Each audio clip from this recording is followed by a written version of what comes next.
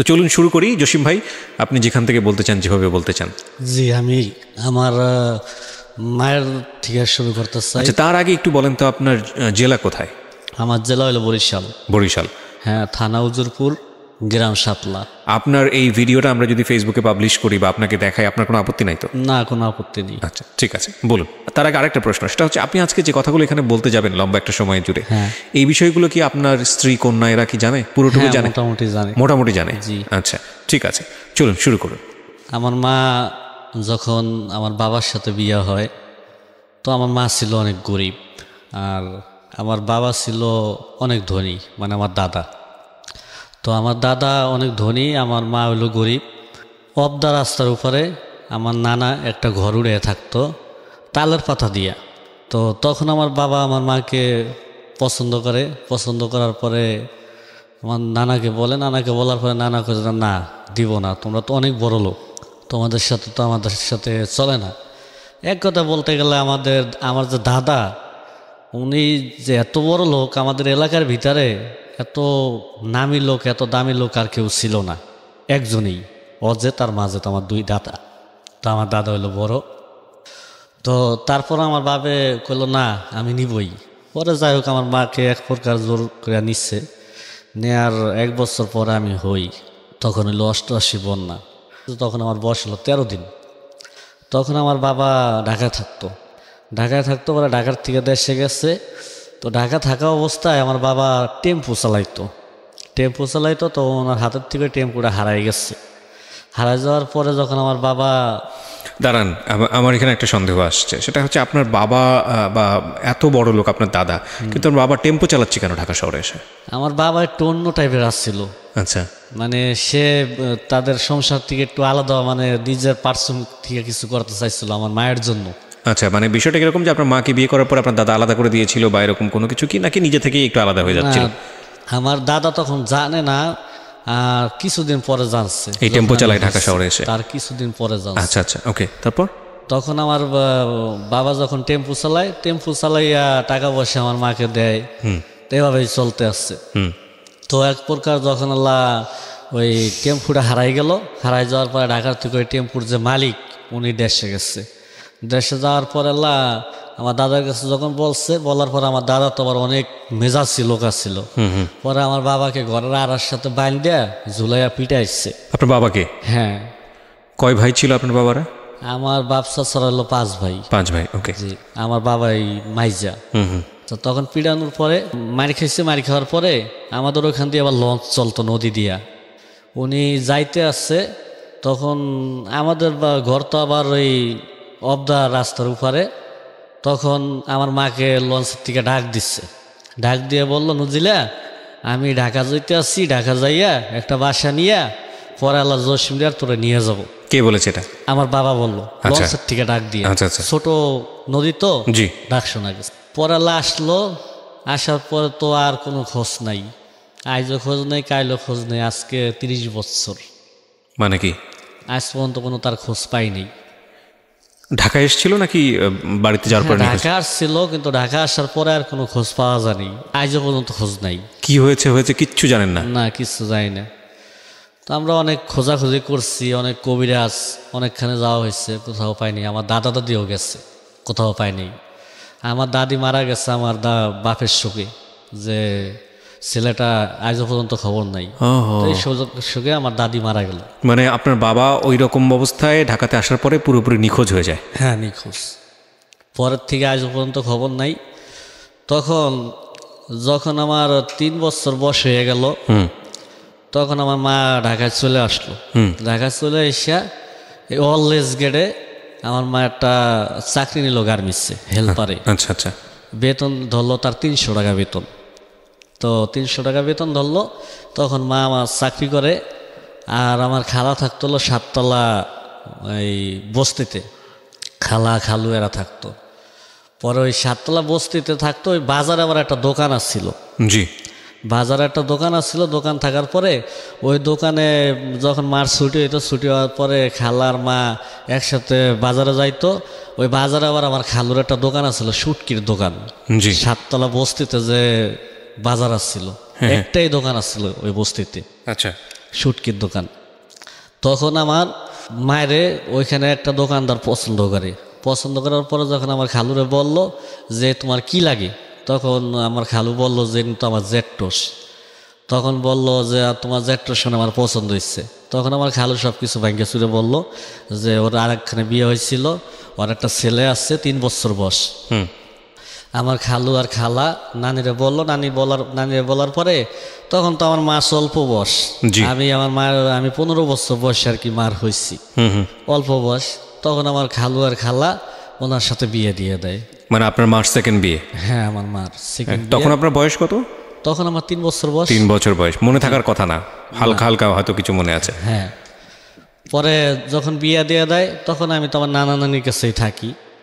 তখন এলাকার থেকে অনেকে বলে যে তুই, আমার নানিকে বলে যে তুই ওর যে পালতে আসছস, বাপ ছাড়া মা ছাড়া পোলাপান তো অনেক খারাপ হয়, তোরা তো কোনোদিন দেখবে না, আমার নানিকে বলতে আসছে আর কি। তখন আমার নানি বলল যে না দেখলে না দেখুক, আমার তো মেয়ের ছেলে আর আমার তো নাতি, ওরা তো আমার দেখতে হবে। তখন তো আমার নানা ঠিক মতন খাবার পাইতো না।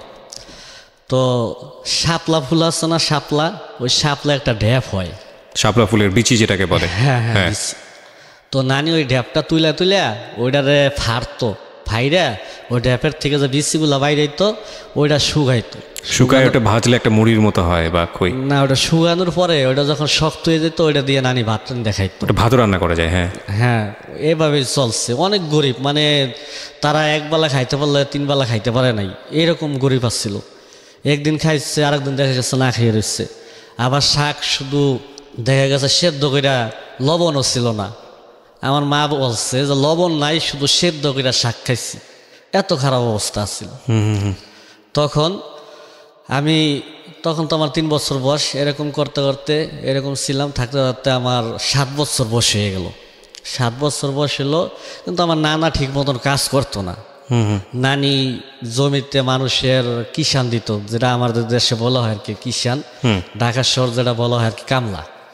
তো কিষান দিত, কিষান দিয়ে এভাবে চলতো। আর নানা খালি জায়গায় জায়গায় ঋণ হইতো, তো এভাবে চলতো, ঋণ হইতো। নানি এবারে ঋণ দিত, এই কারণে নানি তেমন টাকা গাইতে পারতো না। তো নানা আবার নানিরে খুব মারতো। ওই যে ঋণ হইতো এগুলো যদি নানি বলতো, নানিরা খুব মারতো, আমার খুব খারাপ লাগতো, আর ঠিক মতন খাইতেও পারতাম না। তখন আমি অনেক চলাচ্ছিলাম, স্কুলে তো যাইতে পারি নাই, রাস্তাঘাটে চলাফেরা করি, আবার এই মাছ টাছ ধরি, অনেক চলাচ্ছিলাম। তো একদিনকে আমি এগুলা দেখে আমার খুব খারাপ লাগলো। পরে আমি কি করা যায়, আমি তো না খেয়ে আমারও ভাল লাগে না, কীভাবে আমি মানে কি করব, কিছুই ভাল লাগতেছে না। তখন আমি কচুর লতি উড়াই। তো কচুর লতি উড়াইতেছি, লতি উড়াইয়া ছোট ছোট মোটা বানতাম, আধা কেজি করে একটা মোটা হইতো, এরকম বানতাম, বান্ধা আমি বাজারে বিক্রি করতাম। আচ্ছা, বাজারে বিক্রি করতাম, ডেলি 4 টাকা 5 টাকা এরকম বেচতাম। তখন তো চালের দাম আসছিল কম, চালের দাম আসছিল 3 টাকা কেজি, সব কিছুই কম আসছিল।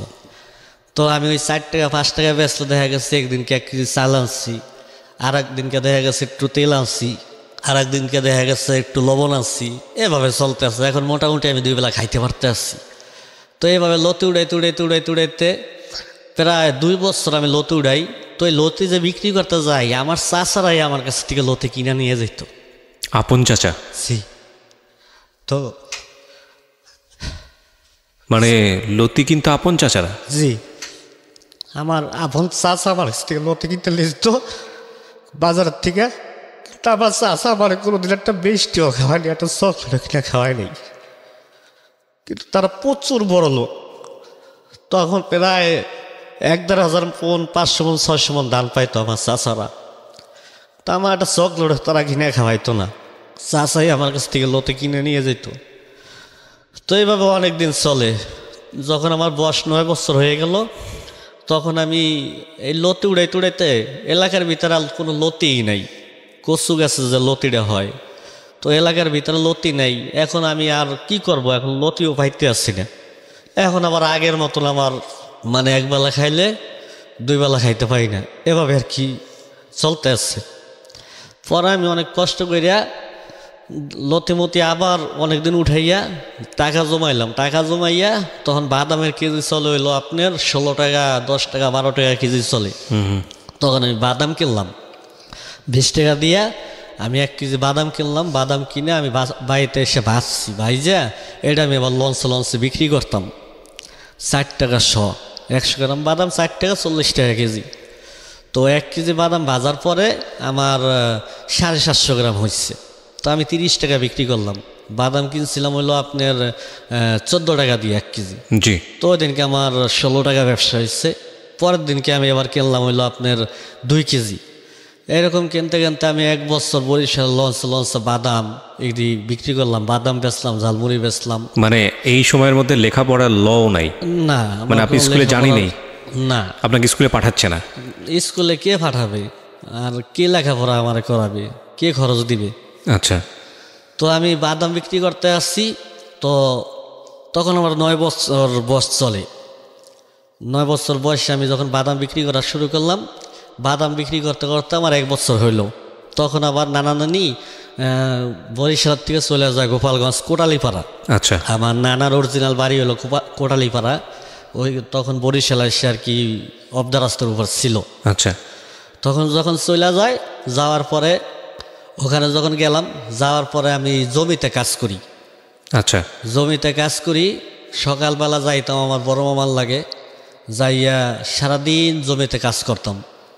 সারাদিন জমিতে কাজ করতাম। আবার গরু আসছিল, ওই সন্ধ্যার সময় গরুর লেগে ঘাস কেটে নিয়ে আসতাম। তো এভাবেই চলতে আছে। তো এভাবে চলতে আছে, এভাবে থাকতে আছে। এখন মোটামুটি খাবার পাইতে আসছি, জমি ক্ষেত করতে আসছি। মামার দেশে মামারা গেছে। তখন এক সময় মামারা দেশের থেকে ঢাকা এসে বললো 2 মামা। তো এভাবে ভালো চলতে আছে, জমিতে কাজ করি 2 মামা। পরে এক সময় মামা 2 জন ঢাকা চলে আসলো, ছোট মামা আর বড় মামা ঢাকায় চলে আসলো। ঢাকায় চলে আসার পরে এই 7তলা মহাখালী 7তলা এসে তারা বাসা নিচ্ছে। তো ছোট মামা ঝালমুড়ি বিক্রি করে, আর বড় মামা গার্মেন্টসে কোয়ালিটিতে চাকরি করে। বড় মামা আবার এসএসসি পাস করছে। তখন আপনার বয়স কত? 9 চলে। ওই সময় আপনি ঢাকায় আসলেন? ওই সময় আমার মামারা ঢাকা আসছে। মানে আপনি তখন বাড়িতেই? আমি বাড়িতে। আচ্ছা। মামারা ঢাকা যখন আসলো, আসার পরে ছোট মামায় ঝালমুড়ি বিক্রি করে, আর বড় মামায় গার্মেন্টসে চাকরি করে। তো চাকরি করে আমি একটু শুনলাম। তো 98-তে একটা বন্যা হয়েছে। 98 বন্যা হয়েছে। ওই বন্যাতে আমাদের বাড়িঘর সব কিছুই তলাই গেছে। তলাই যাওয়ার পরে আমাদের যে বাড়িতে যে উঠান আছে, সেই উঠানের উপর আমরা জাল পাইতে মাছ ধরছি, মাছ ধরে ধরে খাইতাম। তো এই বন্যার সময় একদিনকে নানি আর নানায় ঝগড়া লাগলো। ঝগড়া লাগার পরে নানায় নানিরে ইচ্ছা মতন মারলো আমার সামনে। তো মারার পরে নানি অজ্ঞান হইয়া দাঁতি লেগে গেছে। তার 4 ঘন্টার পরে নানির হুশ আইছে। হুশ হওয়ার পরে আমার তো এগুলো ভাল লাগে না, যে নানায় কি এর লেগে তোমার এত মারে, আর তুমি কি এর লেগে তোমায় খাও, কি এর লেগে এমন করতে আছে, আমার এগুলো ভাল লাগে না। পরে আমি নানিরে কইলাম, নানি আমি বাদাম বেচছি, তুমি আমার কটা টাকা দাও। পরে নানি এবার ওনার কাছে 100 টাকা ছিল, তখন 20 টাকা কেজি বাদাম। জি। তো আমি 100 টাকা নিয়ে আমি কোটালীপাড়া গেলাম। তখন আমি গোপালগঞ্জ আর কি থাকি। আচ্ছা। কোটালীপাড়া গেলাম। কোটালীপাড়া যাই আমি 5 কেজি বাদাম কিনলাম। 5 কেজি বাদাম কিনে বাড়িতে আসলাম। বাড়িতে আইসা ওই বাদামটা ভাজলাম। ভাইজা পরে আমি নানি কই, ঠিক আছে আমি তাহলে বাদাম বিক্রি করে আহি। এই বিক্রি করার কথা কইয়া আমি তো জিন্দিগি তো ঢাকা আসি নাই। বিক্রি করার কথা কইয়া আমি আইসা বড় লঞ্চে উঠছি, বরিশাল আইসা। বড় লঞ্চে বাদাম বিক্রি করতে করতে আমি সদরঘাট চলে আসছি। মানে বাদাম বিক্রিগুলোতে কেউ পয়সাও চায় না, ভাড়াও চায় না? না, আমি তো অরিজিনালি এইটাই বেচা কিনা করি, ব্যবসায়িক। তো বাদাম বিক্রি করতে করতে আমি সদরঘাট চলে আসছি। সদরঘাট আইসা নামছি। নামার পরে যখন আমি রাস্তায় উঠলাম, এখন এই রিক্সার লাগিয়া আমি কোন দিকে যাবো আমি কোনো দিক দিশা পাই না। গাড়ি ওদিক থেকে আসে, এদিক থেকে আসে, আমি কোন দিকে যাব? দৌড় দিলেও যদি আমি গাড়িতে আমি যদি অ্যাক্সিডেন্ট হই, আমি দৌড়ও দিই না। আমি অনেকক্ষণ দাঁড়ায় থেকে আমি কান্দা শুরু করছি। যখন কাঁদতে আসছি তখন এক মুরব্বী চাচা, উনি আমার কয়, বাবা তুমি কান্দো কেন? আমি কই, কাকা আমি তো মহাখালী 7তলা যাব, আমি তো চিনি না। কয় তুমি তো মহাখালীতেই আসছো। আমি কই 7তলা যাবো কোন দিক দিয়ে, আমি চিনি না। পরে আমারে চাচা দেখা দিল যে এই যে পূর্ব দিকে যে রাস্তাটা ঢুকছে, এদিকে যাও। তা আমি কইলাম আমি তো রোড পারাইতে না। পরে ওই চাচা আমার রোড পার করে একটা রিক্সায় উঠাই দিল, 2 টাকা ভাড়া দিল, আমি মহাখালী 7 তলায় নামলাম। তখন আমার কাছে প্রায় 150 টাকার মতন। জি।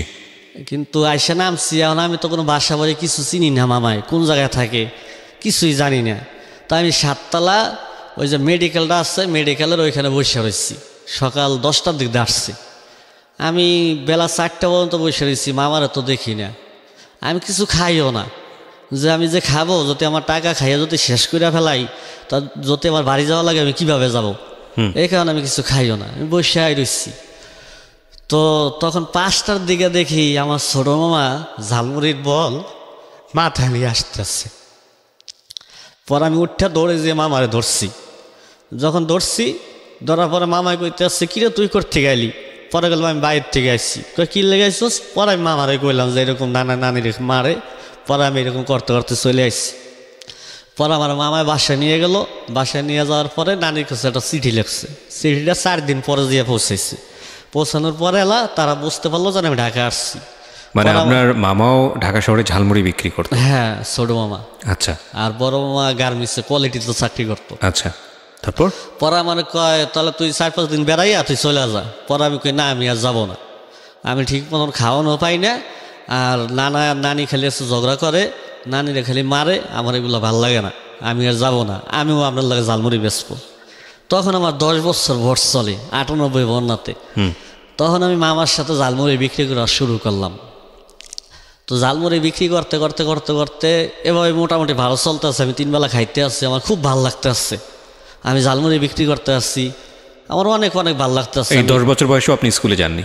না, আমার স্কুলে বাইন দেয় আমি কোনোদিন যাইনি। আচ্ছা, আমি শুনি পর্যন্ত না, ধারাবাহিকভাবে শুনি। হ্যাঁ, সামনের দিকে যান। তারপর আমি মামার সাথে ঝালমুড়ি বিক্রি করি। মামা আমারে ঝালমুড়ির বল সব কিছু রেডি করে দেয়। আমি সারাদিন বিক্রি করে টাকা যা হয় আমি মামার কাছে দিয়ে দিই। আচ্ছা। এইভাবে 3-4 বছর বিক্রি করলাম। এই 4 বছর আর কি আমরা যে ঝালমুড়ি বিক্রি করলাম, যত কিছু করলাম, টাকা জমাইয়া একটা জমি কিনলো। তো টাকাটা জমি কিনলো। জমি কেনার পরে ওই জমির ভিতরে মামারা আমার নামটা দিল না। তো 1.5 বিঘার মতন জমি কিনলো, আমার নামটা দিল না।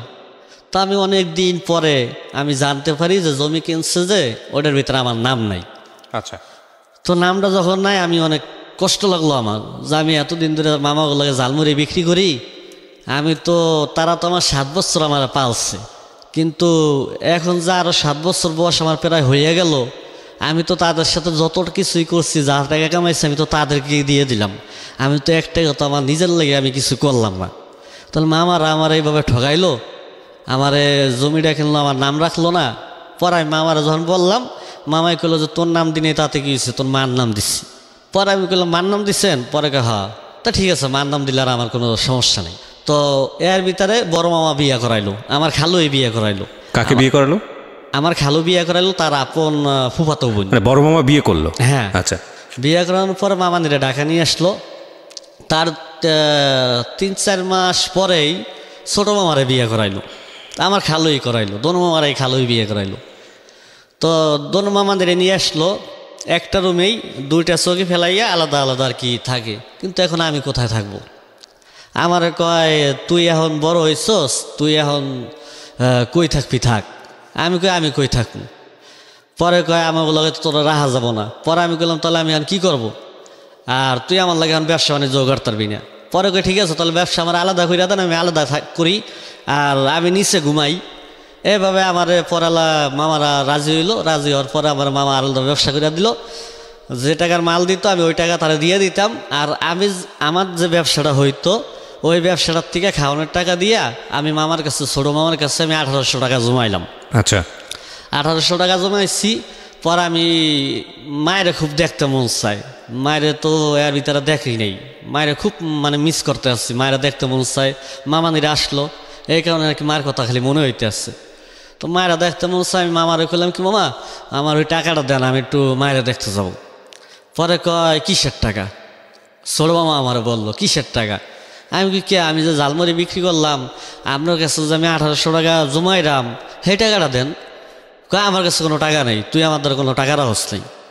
পরে আমার অনেক খারাপ লাগলো যে আমি টাকা আপন মামা, আমি টাকা জমে রাখলাম, আমার মামা টাকাটা দিবে না, আমি মার কাছে যাইতে পারবো না। তখন আমার কিছুই ভালো লাগলো না। পরে আমি ওইখান থেকে 7তলা আসলাম, 7তলা ওই রিক্সার গ্যারেজে আসলাম। রিক্সার গ্যারেজে আসলাম, মামার কাছ থেকে চলে আসলাম। রিক্সার গ্যারেজে আসার পরে আমি জসিম নামের একটা আর কি রিক্সার মালিক ছিল, আমি তার কাছে গিয়ে বললাম, বলার পরে উনি আমার রিক্সা দিল, ডেলি 20 টাকা জমা। তখন আমি এইরকম চিকনা আসছিলাম, আমার এখন যে অবস্থা এর থেকেও চিকনা আসছিলাম। আমার মানে তখন যে ছবি দেখলাম বলবেন যে তুমি কীভাবে রিক্সা চালাইছো, ঠেলা দিলে পড়ে যেতাম, এরকম চিকনা আসছিলাম। তো আমি রিক্সা চালাই আর রিক্সার গ্যারেজে ঘুমাই, রিক্সা চালাই আর রিক্সার গ্যারেজে ঘুমাই, আর হোটেলে খাই 3 বেলা। তা আমি রিক্সা যখন আমার যাত্রী তো আমি টানতে পারতাম না। আমি এভাবে প্রায় মাস 2-এর মতো রিক্সা চালাইছি। রিক্সা চালাই আমি কিছু টাকা লইয়া আমি গাবতলি গেলাম। গাবতলি যাইয়া আমি ওখান থেকে গাড়িতে উঠলাম। আমার বলছে গাড়ি নওগাঁ যাবে, নওগাঁ যাওয়ার কথা বইলা আমার রংপুর গাড়িতে উড়াইছে। পরে আমার বগুড়া নিয়ে নামাই দিচ্ছে। আমার কাছে তখন 300-400 টাকা আসছিল। তো বগুড়া নিয়ে নামাই দিচ্ছে, আমার কাছ থেকে প্রায় 200 টাকার মতন ভাড়া নিচ্ছিল। আর খাওয়া দাওয়া করছি, আর অল্প টাকা 50-60 টাকা আমার হাতে আসছে। বগুড়া নিয়ে নামাই দিচ্ছে, আর আমি তো কিছুই চিনি, আমি তো যাবো নওগাঁ। পরে আমি ওখান থেকে জিগাইতে একজনে গাড়িতে উড়াই দিল, আমি ওখান থেকে নওগাঁতে গেলাম। নওগাঁ যাওয়ার পরে ওখান থেকে গেলাম মার কাছে বালুডাঙ্গা থেকে গাড়িতে উঠলাম, ওখান থেকে কেশবপুর গেলাম, কেশবপুর যেয়ে মার কাছে গেলাম। কত বছর পরে মাকে দেখলেন? মার কাছে গেলাম, মা তো আমাকে তখন 3 বছর বয়সে রাইখা গেল। তা আমি 14 বছর বয়সে মার কাছে গেলাম। 11 বছর পর মার কাছে গেলেন। ওইখানে থাকি আর কৃষি জমিতে কাজ করি, তেমন একটা ইনকাম আসতে আসছে না। তখন আমার মা রাস্তায় আর কি মাটি কাটতো মহিলাদের সাথে। আমার মা রাস্তায় মাটি কাটতো, নওগাঁ জেলায় রাস্তায় মাটি কাটতো, 1500 টাকা বেতন দিত মাসে। তো আমার যে সৎবাপ উনি এবার অনেক ভালো আর কি, আমার অনেক আদর করতো। তো উনি ঠিক মতন কাজকাম তখন করতো না, একদিন কাজ করলে 5 দিন যাইতো না, এভাবে চলতো। আর তখন সে প্রচণ্ড গাঁজা খাইতো। আমার যে সৎবাপ আর কি বর্তমানে আছে, প্রচণ্ড গাঁজা খাইতো, আর কাজকামও ঠিক মতন করতো না। আর তখন ওই যে ক্ষেত যে করছি, ওই ক্ষেতের ভিতরে ওই মানুষের কাছ থেকে ঋণ আইন কইরা ওই ক্ষেত করা হয়েছে। তো ঋণের লেগে প্রতি মানে সপ্তাহে এসে চাপ দেয়, সুদের টাকা চায়, আবার কিস্তিওয়ালা টাকা চায়। তো এভাবে করতে করতে মা যখন বলতো, পরে মায়ের আবার মারতো আমার এই সৎভাবে, যে তুই এত কথা কসকা, মায়ের খুব মারতো। পরেলা আমি এগুলো দেখতাম, আমার দেখে না ভালো লাগতো না, যে কি ব্যাপার আইলাম এখান থেকে, এখানে একটু ভালো মতন থাকবো, কাজকাম করতে আসছি। আমি সকালবেলা কাজে যাই আর বিকালবেলা আসি, এভাবে আমি আবার ওই বিকালবেলা আইসা আমি আবার নওগাঁতে আবার ঝালমুড়িও বিক্রি করি। নওগাঁতে ঝালমুড়ি বিক্রি করি, আর সারাদিন আমি জমিতে কাজ করি, বিকাল করে আমি নওগাঁতে ঝালমুড়ি বিক্রি করি। এভাবে চলতে আসছে। কিন্তু আমি এত কষ্ট করতেছি যাদের লেগে, কিন্তু আমার এই সৎভাবে কাজ করে না। সে ঋণ করে আর ওই যে গাঁজা খাইয়া পড়ে থাকে, আর মা রাস্তায় কাজ করে। তো আমি মায়ের শুনছি, মা বলছে আমার সবসময় যে মা পরিকল্পনা চাকরি করে। তো একদিনকে আমি কইলাম, মা আমি দেখবো আপনি কি কাজ করেন, আমার একটু লইয়া যাবেন। পরে মায়ের কইতে মায় তো নিতেছে না। পরে একদিনকে নিচ্ছে, নেওয়ার পরে দেখি মায়ের যে ওই রাস্তায় মাটি কাটে। আমার দেখে অনেক খারাপ লাগলো যে আমার মা রাস্তায় মাটি কাটে। এত খারাপ লাগলো, মানে আমি ভাষায় প্রকাশ পাচ্ছি না সে কি করতে আছে। পরে আমি কইলাম কি যাবে, তো অনেক কষ্টই করছি আমার জীবনে, তো আপনারা আমি এর থেকে লয়ে যাবো, আমি মাটি কাটতে আপনারা দেবো না। পরে আমি আমার ওই সৎ ব্যাপারে কই যে চলেন আমরা ঢাকা যাই, আপনিও রিক্সা চালাইবেন, আমিও রিক্সা চালাবো, চালাইয়া ঋণ যা আছে ঋণ দিয়ে আমি মায়েরা ঢাকা লয়ে যাবো। পরে হ্যাঁ কয় ঠিক আছে, তাহলে তোর কথা আমি রাজি যাবো। পরে সে খালি ডেট ফেলায়, আজকে যাবো কালকে যাবো, এরকম করতে করতে প্রায় আরও 15 দিন চলে গেল, কিন্তু সে ঢাকা আসতে আসছে না, সে খালি গাঁজা খায়। পরে একদিনকে আমি তার উপরে অনেক চড় হয়ে গেলাম, দাও লইলাম যে তোর কোবায় মাইরা তুই আমি জেল খাটবো, তুই কি লেগে এমন করছ, আমার এই সদ্ভাবের কইতে আসছি। পরে হ্যাঁ অনেক ভয় পেয়ে গেছে, ভয় পাওয়ার পরে সে আমার লাগে ঢাকা আসলো। ঢাকা এসে আমরা মিরপুরে উঠলাম, মিরপুরে 1 নম্বরে উঠলাম। আর ওইখানে ওই ম্যাচ খাওয়াইতো, ম্যাচে খাইতাম, আর রিক্সা চালাইতাম। কিন্তু আমি রিক্সা চালাই, কিন্তু আমার ওই বাপটা রিক্সা চালায় না। সে ওই মেসের ভিতরে একদিন কাজ করলে 3 দিন বসে বসে খায়, আমার টাকা খাইতে আসছে। পরে আমি কইলাম যে আপনি একটা কাজ করেন, আপনি চলে যান, আপনার আর আমার কাছে থাকা দরকার নেই। আপনি যদি কাজ কাম না করেন তাহলে ঋণ কোথার থেকে দেবো। পরে হ্যাঁ লইয়া আমি আবার আইয়া পড়লাম মহাখালীতে। মহাখালী আইয়া দক্ষিণ পাড়া একটা রুম লইয়া এখানে রিক্সা চালাই, এখানে হ্যাঁও রিক্সা চালাই, আমিও রিক্সা চালাই। এরকম করতে করতে মোটামুটি আমাদের বাড়ি থেকে নওগাঁতে ঋণ দিয়া মায়ের আমি ঢাকা নিয়ে আসি। মায়ের ঢাকা যখন নিয়ে আসার পরে তখন আমি ওই ঝালমুড়ি বিক্রি করতে আসছি। বিক্রি করতে করতে আমার ঝালমুড়ি বিক্রি করা ভাল লাগে না, আমি অন্য কিছু একটা করবো। তখন আমার ওই সৎ বাপের রিক্সা চালানো বাদ দিয়া সে আবার ওই প্রাইমেডিক্যালে শাকসবজির ক্ষেত করা শুরু করলো। তো এখন আমাদের মোটামুটি ভালোই চলতে আছে। পরে হঠাৎ করে গিয়া আমি ওই ঝালমুড়ি বিক্রি করা বাদ দিয়া আমি চাকরি লইলাম গার্মেন্টসে চাকরি নিলাম। আপনার অলওয়েজ গেট ইন্টারন্যাশনাল একটা গার্মেন্টসে চাকরি নিলাম আয়রন ম্যানে। আমি তো জীবনে গার্মেন্টসে ঢুকি নাই, আয়রনও করি নাই। এখন আয়রন যখন করতে যাই তখনই আমার আঙ্গুল পুড়া যায়। যাক আমি আয়রন করা শিখলাম, আমার বেতন দিল 1200 টাকা। আমি মাস 3-এর মতো চাকরি করলাম। চাকরি করার পরে ভিতরে আমার ওই সৎ বাপের অ্যাপেন্ডিসাইডের ব্যথা উঠছে। তো অ্যাপেন্ডিসাইডের যখন ব্যথা উঠছে, অনেক ব্যথা, সে এক প্রকার বমি করে দিল। তার সময়ও বেশিক্ষণ নাই, পাইকে গেছে। তো তারা নিয়ে তখন আমি চলে যাই ঢাকা মেডিকেলে ঢাকা মেডিকেলে যাওয়ার পরে ওনার তাৎক্ষণিক অপারেশন করানো হয়। অপারেশন করায়, কিন্তু অপারেশন তো ফ্রি, ঢাকা মেডিকেলে সব ফ্রি, কিন্তু ওষুধ তো আর ফ্রি দেয় না, কারণ ওষুধ তো কিনতে হবে। পরে আমি তো তখন ডিউটির থেকে আসছি। আসার পর আল্লাহ মাই কইলো যে এই ঘটনা, এখন কী করবি? পরে আমি কইলাম একটা ব্যবস্থা করতে আসছি। তখন আমাদের সাথে যে টাকা পয়সা যা কিছু আসছিল 2-2,500 টাকার মতন আমরা ঢাকা মেডিকেলে ওষুধ কিনা দিলাম। দেওয়ার পরে আমি ওই চাকরি করি আর সারা রাত ওনার সাথে ঢাকা মেডিকেলে থাকি। সকালবেলা আজানের সময় আইসে আমি আবার ডিউটি করি। এইটাই আমার প্রায় 7-8 দিন এভাবে চললো। তখন এক প্রকারে মানে ওষুধ কেনার আর টাকাও নাই, এখন ওষুধ কিনবো কোথার থেকে, টাকা নাই। পরে ওনার জন্য আমি ওই দোকানে ভিক্ষা করা শুরু করলাম আমার ওই সৎ বাপের জন্য। এখন ভিক্ষা করতে যাই, আমার দেখিয়া যার কাছে টাকা চাই, হ্যাঁ সে কয় বেটা তুই ভালো মানুষ, তুই কি এর ভিক্ষা করস? আর যখন আমি বলি যে ভাই আমার বাপে ঢাকা মেডিকেল আছে, তার ওষুধ কেনার টাকা লাগবে, টাকা নাই, আমার কিছু সাহায্য করেন, আমার একটা মাফ করেন। কেউ আমার টাকাও দেয় না। তারপরে এলাকার ভিতর যারা আমার চেনে, আমি ঝালমুড়ি বিক্রি করছি যে মহাখালীতে, তারা অনেক লোকে আমার টাকা দিল। যাও আমি টাকা পয়সা অ্যারেঞ্জ করে আমি ওনারে ওষুধ কিনা দিলাম। পরে নিয়ে আসলাম, নিয়ে যখন ঢাকা মেডিকেল পরে আমি ঢাকা মেডিকেল থেকে ওনারা নিয়ে আসলাম টাকা পয়সা দিয়ে। পরে আমি আবার গার্মেন্টসে ঢুকি, আয়রনম্যানে ঢুকলাম। তো আমার খালাও ওখানে চাকরি করে। আমার মতন আয়রনম্যান পুরা ফ্যাক্টরিতে কেউ নাই। আমি যেরকম কাজে স্পট, আমি টার্গেটে কাজ করতাম। আমার যাই টার্গেট নিতাম লাঞ্চের কাছ থেকে, যে আজকে ডিউটি কয় ঘন্টা, যে ডিউটি 10 ঘন্টা 7টা পর্যন্ত চলবে। তা আপনার টার্গেট কত? তা আমার টার্গেট 800। তা আমি 800 পিস মাল যদি কইরা আগে ভাগে যদি দিয়ে চলে দিতে পারি, কয়ে চলে যেতে হলে তোমার 2 ঘন্টা অবস্থান সহ তোমার হাজিরা খাড়া। তো আমি প্রতিদিন 3টায় 2টায় 2:30টায় কাজ করে আমি টার্গেটে দিয়ে চলে যেতাম। আচ্ছা, এভাবে যাই আমি এবার ওই বাকি যে সময়টা, ওই সময়টা যে রিক্সা চালাইতাম। আচ্ছা, যাইতে 10টা 11টা পর্যন্ত আবার রিক্সা চালাইতাম।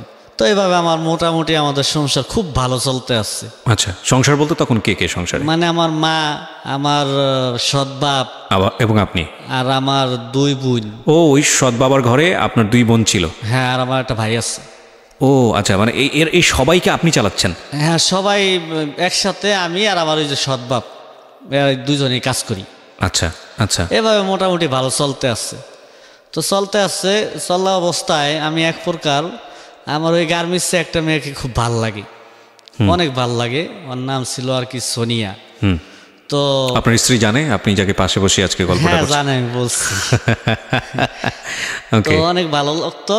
তো আমি আমার খেলারে দিয়ে প্রস্তাব দিলাম। তো ওই মেয়েটাও রাজি হইলো, কিন্তু ওর বাপ মা রাজি হইলো না। আমার বাপ মা রাজি হইলে আমার বাপ মা রাজি হয় না।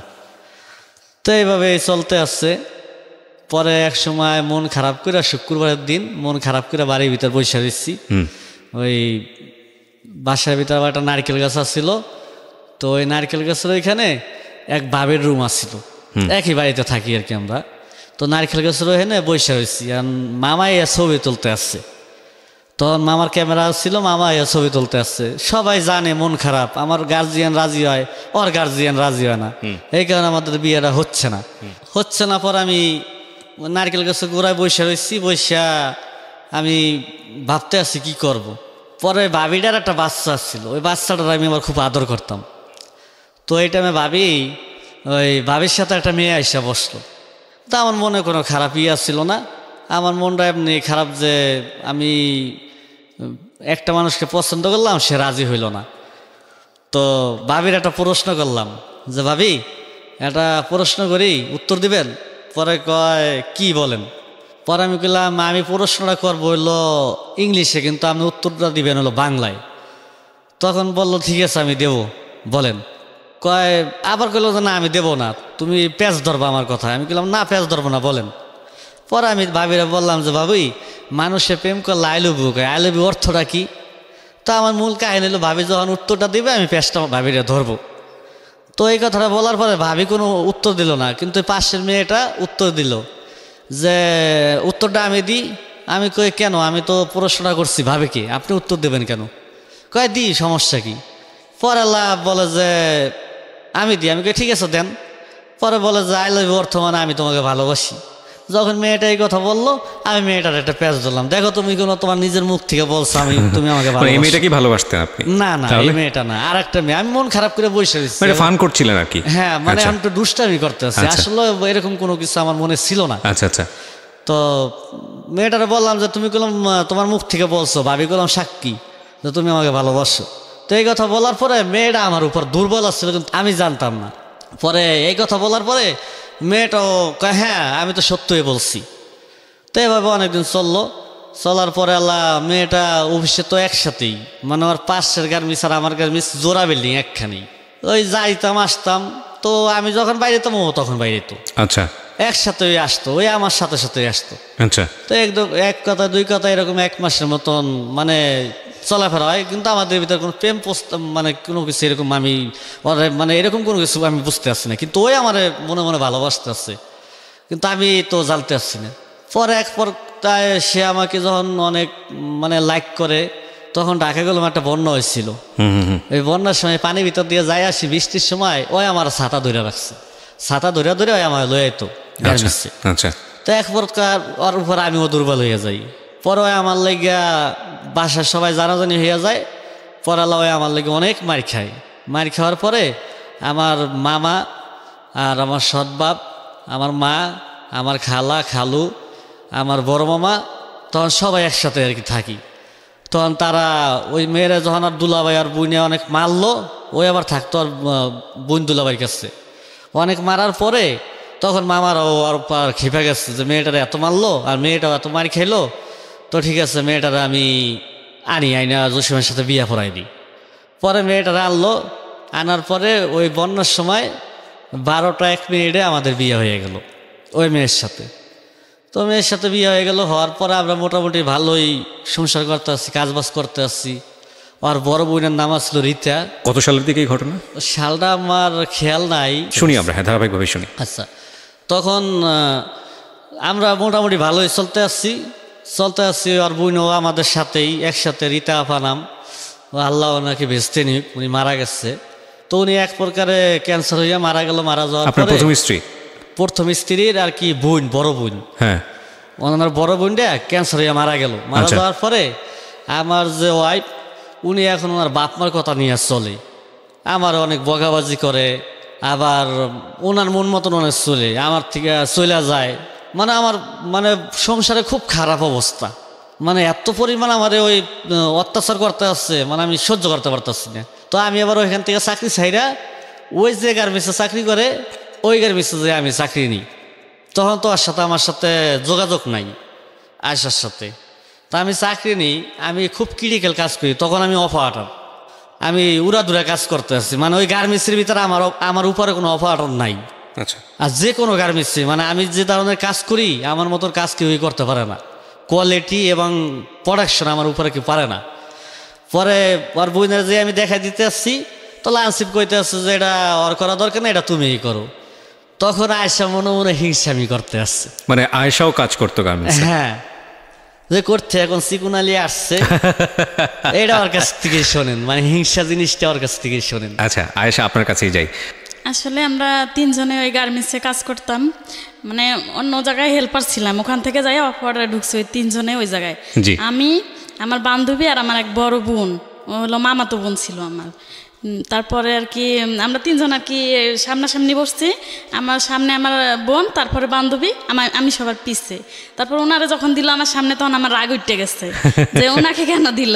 পরে যে বলতেছে কি ঠিক আছে আমি লাঞ্চের পরে উঠতে যাবো। পরে লাঞ্চের পর দিয়ে ওনাকেই দিল ওই জায়গায়, আচ্ছা লাইন ছিপে। পরে আমি যা বলতেছি যে আপনি বসলেন কেন ওই জায়গায়, আমার বোনকে দিলে ভালো হইতো না, আমার বোনটা আবার অন্য লাইনে নিয়ে গেছে। এটাই আর কি। ওকে, ঠিক আছে।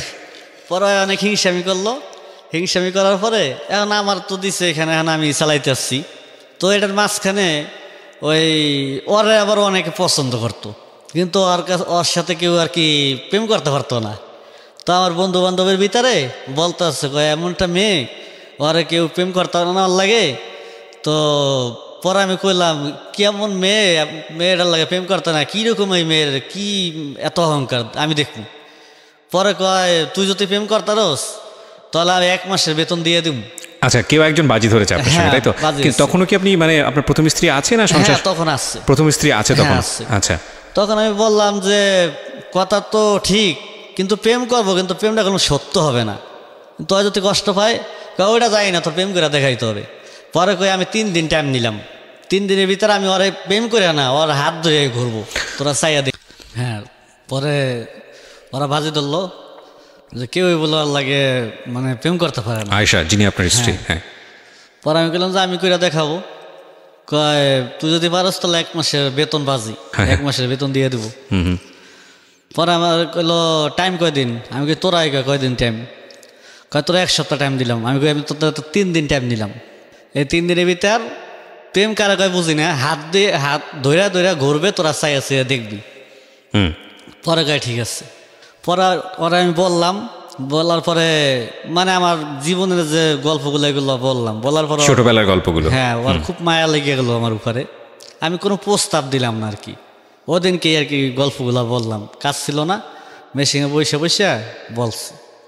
বলার পরে ওদিনকে আমার বাসায় গেছে। বাসা যাওয়ার পরে আমার আগের জয় পাচ্ছিল, ওর হাতের 7 আপ ওই খাই আসছি, আয়সা আর কি খাই আসছে। আচ্ছা আচ্ছা। খাই আসার পরে তখন তো আমাদের ভিতরে কোনো কিছু চলে না। আপনাকে বাসায় গিয়ে কি হয়েছে মানে জিজ্ঞেস করে জেনেছে যে আপনার ওয়াইফ, উনি জানতে পেরেছে যে আপনি বিবাহিত? হ্যাঁ, আমি বলছি, দেখাইছি। ও আচ্ছা আচ্ছা, সবকিছুই দেখাইছে রে, ওর হাতের 7 আপ খাই আসছে। আচ্ছা আচ্ছা। তো তারপরের দিনকে আমি ওরে বললাম, বলার পরে প্রস্তাব দিলাম, দেওয়ার পরে রাজি হইল না। এরকম একটা হিরোইন্সের কাছে আমি হিরোইন্সের লাগে আমি প্রেম করবো? আমি কি তোমার আমার সাথে প্রেম করতেই হবে, আমি চ্যালেঞ্জ করলাম। যদি না করো, ওই যে টয়লেট মানে মহিলাদের টয়লেট আর ওই গার্মেন্টসটায় মহিলাদের টয়লেট আর পুরুষের টয়লেট একই টয়লেট, মানে আলাদাই, কিন্তু এক দিকে যাওয়া লাগে। যদি না করো তাহলে তোমার আমি টয়লেটের ভিতরে যাইতে ধরুন। ভয় পেয়ে গেল। পরে ওই দিনকে ওর পিছু পিছু ওর বাসার সামনে গেলাম। বাসার সামনে গেছি, যা পিছিয়ে পিছিয়ে যাই, ও চাইয়া চাইয়া দেখে। পরে তারপরের দিনকে আমি আইলাম, আর পরে ওই আমার হাত ধরিয়া আমি ওর অনেকখানি ঘুরে আসলাম। পরে বাসায় যাই দেখি আমার বাসায় শুধু আমার পরনের প্যান্টটা ছাড়া আর আমার শার্টটা ছাড়া ওই সব কিছু নিয়ে ভাগছে। কে, আপনার স্ত্রী? জি, সব কিছু নিয়ে ভাগছে। মানে এটা আপনি প্রত্যাশা করেননি, হঠাৎ করে হয়ে গেল? হঠাৎ করিয়া, কিন্তু আর যার একখানে সম্পর্ক আছে এটা আমি জানতাম না। ও, সব কিছু নিয়ে ভাগছে। ভাগার পরে আমি তো খুঁজি, কোথাও পাই না। আমি গোসল করবো কেমনে, ঘুমামু কিসে, সব কিছু নিয়ে ভাগছে, কিছুই নেই ঘরের ভিতরে। পরে আমি ওর কাছে চাইলাম, আর পরে কইলাম যে এই ঘটনা। পরে কইলাম যে তুমি কি আমার বিয়ে করবা?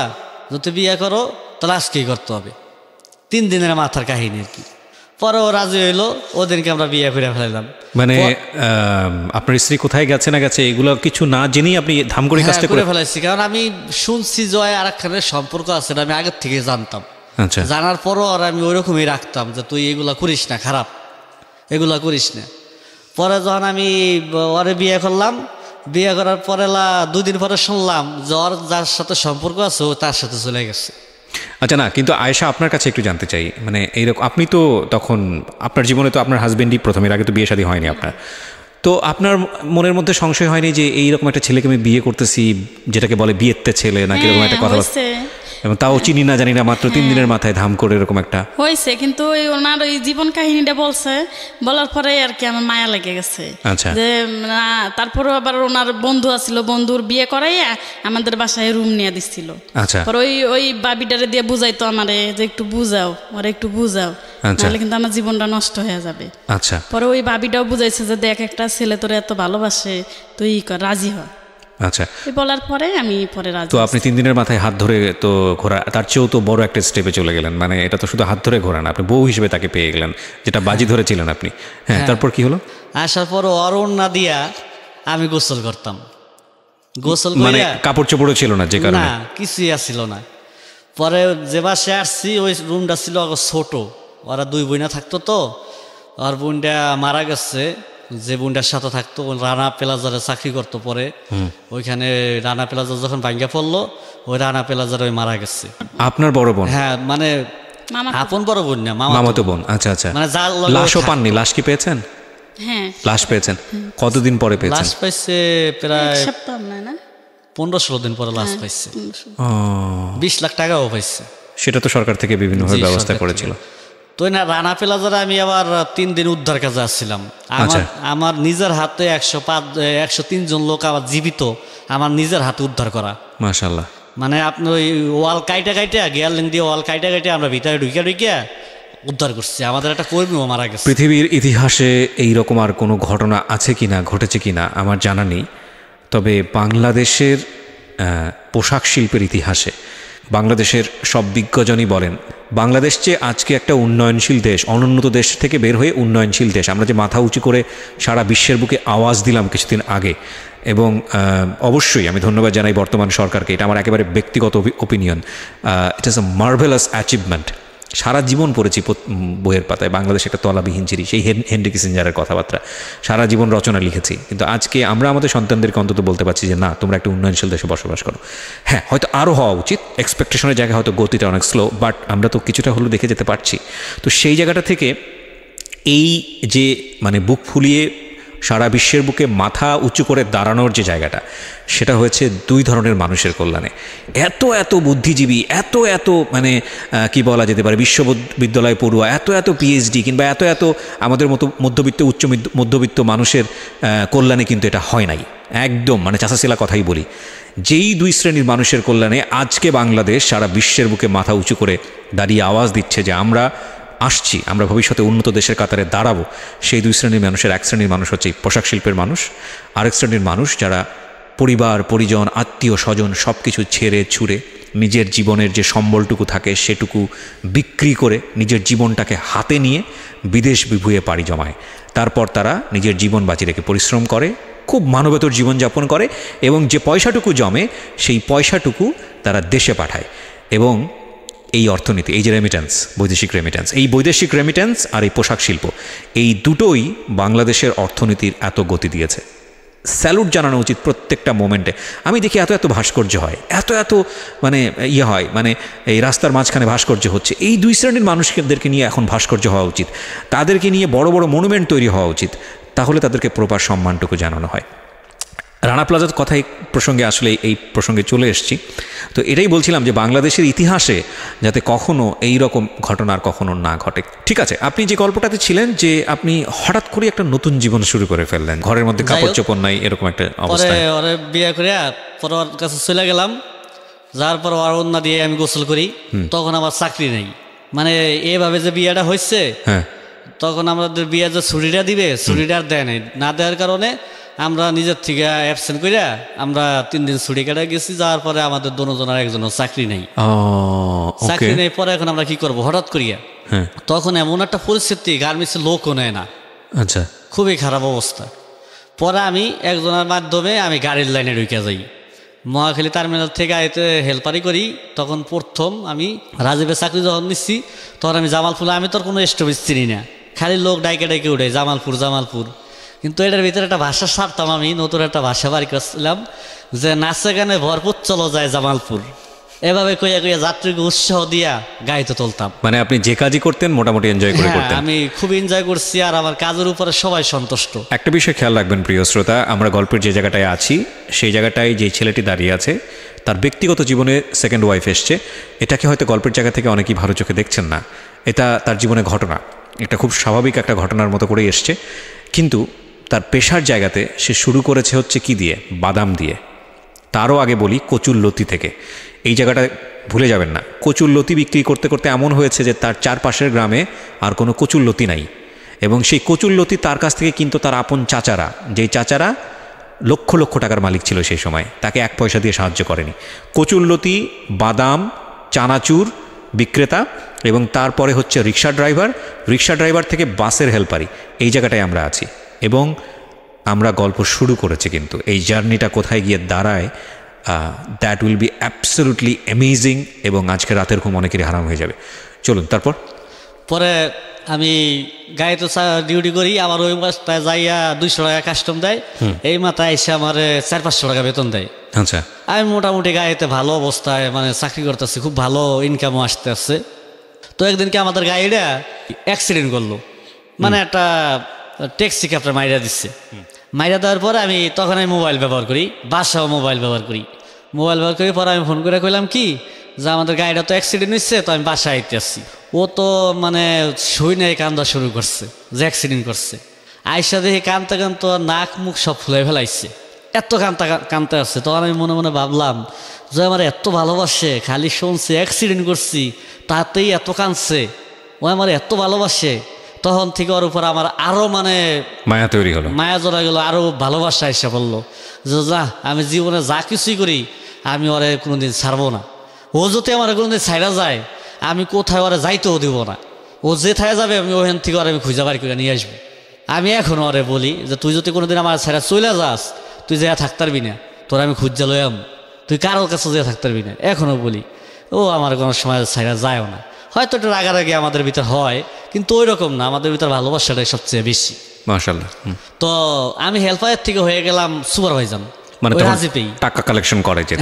আচ্ছা, তো আমার কালেকশন দেখিয়া মানে ড্রাইভার মালিক তার আশ্চর্য হয়ে গেল যে আমরা এতদিন ইনকাম পাইছি, কিন্তু ওদের থেকে ওর হাতে ইনকাম প্রতিদিন 1500-1000 টাকা বেশি আসতে আসছে। তো আমার একটা পার্মানেন্ট চাকরি হয়ে গেল। চাকরি হয়ে যাওয়ার পরে হঠাৎ করে আমাদের গাড়িটা ডিস্টার্ব দিল। ডিস্টার্ব দেওয়ার পরে আমি যা কিছুই মানে টাকা পয়সা কামাইতেছি, ঘরের মাল সামানা কিনতে আসছি, বাড়িতে ফাটাইতেছি, খাইয়া লইয়া সমান সমান, মানে প্রতিদিনের টাকা প্রতিদিন শেষ। তো গাড়িটা ডিস্টার্ব দিয়া প্রায় 1 মাসের মতন গাড়িটা বসে ছিল, মানে আবার আমার সেই খারাপ অবস্থানে চলে আসলাম। আবার 1 মাস গাড়িটা ডিস্টার্ব দিয়া, তো 1/2 কেজি চাল কিনলাম। 1/2 কেজি চাল কিনে দেওয়ার পরে বাসা লয়ে গেছি, নিয়ে যাওয়ার পরে ওই চাউল দিয়া ভাতের মার দিয়ে আবার ওইটা ভাত খাইছি, তরকারিটাও কিনতে পারিনি। 1/2 কেজি চাল কিনে নিয়ে গেছি। পরে এইভাবে চলতে আসছে, এইভাবে 1 মাস কাটাইলাম। তার ভিতরে ওরে নিয়ে চলে গেলাম নরসিংপুর, মহাখালী ছাইড়া দিলাম। মহাখালী ছাইড়া দিয়ে নরসিংপুর গেলাম। নরসিংপুর যাইয়া ওর দুলাভাই আর ওর বোন থাকে, তাদের কাছে উঠলাম। তো ওই গার্মেন্টসে চাকরি নিল, আমিও চাকরি নিলাম। কিন্তু আমার আর চাকরি ভাল লাগে না, আমার গাড়ির যে কাঁচা টাকাটা এটা আমার মানে খুব হয়ে গেছে যে এত টাকা পাই আর এখন গার্মেন্টসে চাকরি করবো 2000 টাকা বেতনে, ভাল লাগে না। আমি গার্মেন্টসে করবো না, আমি গাড়িতেই করব। তো আমি ওখান থেকে গাড়িতে আইসা পড়ি। তখন কোরবানি ঈদের সময় চলে। 1 সপ্তাহ আমার পেটে কোনো ভাতও যায় নাই, আর এই 1 সপ্তাহে আমি শুধু পানি খেয়েছিলাম। কেন? আমার কোনো চাকরি নাই, গাড়ি ডিস্টার্ব, চাকরি খুঁজতে আসছি, পাইতে আসছি না। আমি মহাখালী টার্মিনাল এইভাবে ঘুরতে আসছি, চাকরি না খুঁজ গিয়া, চাকরি না বাড়ি করে গিয়া আমি তো বাসাও যাইতে পারতে আসছি না। বাসা যেয়ে কী করবো?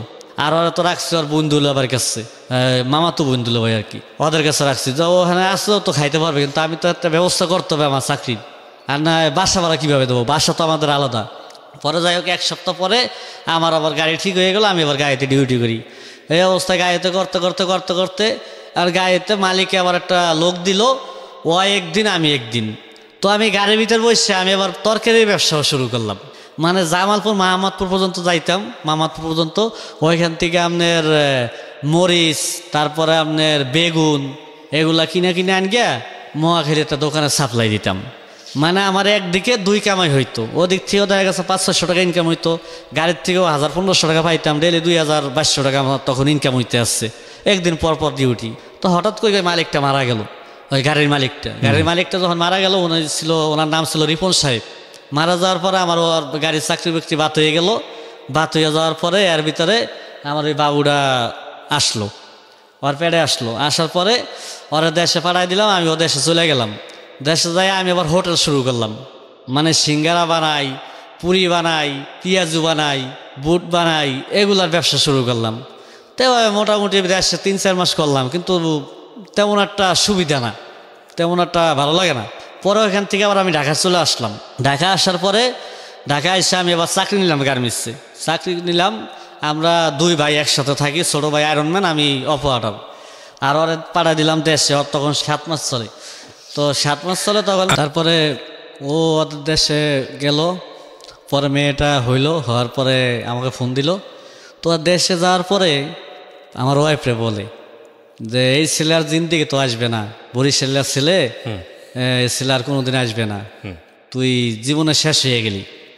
তোর তো একটা ইয়া ছিল, মানে ও বিশ্বাস আসছিল আমার উপরে যে না সে আসবেই। ও তখন এই কথাটা বলতো যে না আসবে, এই একটা কথাই বলতো।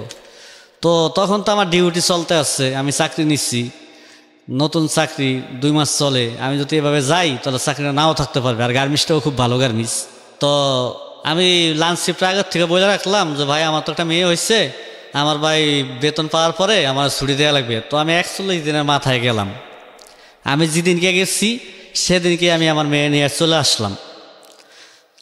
আসার পর আমরা ওই বাসায় থাকার পর আমি ওইখানে চাকরি করি। তো আমি এক সময় ওই চাকরি দিয়া, ওই টাকা দিয়ে আমার সংসারটা চলতে আসে না। আমি যে বেতন পাই, রুম ভাড়া দিয়া, মেয়ের দুধ কিনা আমি চলতে পারতেছি না। পরে আমি চাকরিটা আবার ছাইড়া দিয়ে আমি আবার গাড়ির লাইনে চলে আসি। তো গাড়িতে এখন আমার ঠিক মতো চাকরিও থাকে না, কেউ আমার পছন্দও করে না। যে ড্রাইভারটা ছিল সে ড্রাইভারটাও মারা গেছে, মালিকটাও মারা গেছে। এখন আমার মানে খুব খারাপ অবস্থা যাইতে আসছে। তখন আমার আর একটা ড্রাইভার পরিচয় হলো, সিরাজ ভাই নাম। তার সাথে আমি ভাড়া কাটতে আসছি গাড়িতে, মাদারগঞ্জ। তো সেও আমার ভাড়া কাটা দেখিয়া তার খুব পছন্দ হইলো। তো পছন্দ হওয়ার পরে আমি তার সাথে অনেক দিন ভাড়া কাটতে আসছি। এর ভিতরে আবার গাড়িটার কাজ চলতে আসছে। কিন্তু আমার তো কাজ ছাড়া চলবে না, আমার তো কাজ করতে হবে। আমার দৈনিকের টাকা, আমার তো সংসার অনেক বড়, বাপ মা দেখতে হয়, আমার ভাই বোন লেখাপড়া করে তাদেরকে দেখতে হয়, নিজের সংসার, আমার নানি আসছে তার কম বেশি দেখতে হয়। আমি তো এভাবে চলবে না। পরে আমি এই রোজার মাস তখন আমি আমার এক বন্ধুর ফ্যাক্টরিতে আমি কন্ট্রাক্টে কাজ নিই। কন্ট্রাক্টে মানে ডে নাইট কাজ চালাই। আমার আন্ডারে আপনার 18 জন অপারেটর দিয়ে আমি কন্ট্রাক্টে কাজ নিয়ে আমি অপারেটর দিয়ে আর একটা রেট দিয়ে কন্ট্রাক্টে করাই। তো এইভাবে চলতে কি কাজ এটা হলো আপনার বেল্টের কাজ। বেল্ট বলতে কোমরের বেল্ট। ও আচ্ছা, কোমরের বেল্টের কাজ। আচ্ছা।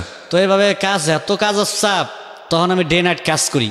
তখন আয়সারাও নিয়ে গেলাম। তখন আমার বাচ্চাটা 6 মাসের মতন বয়স।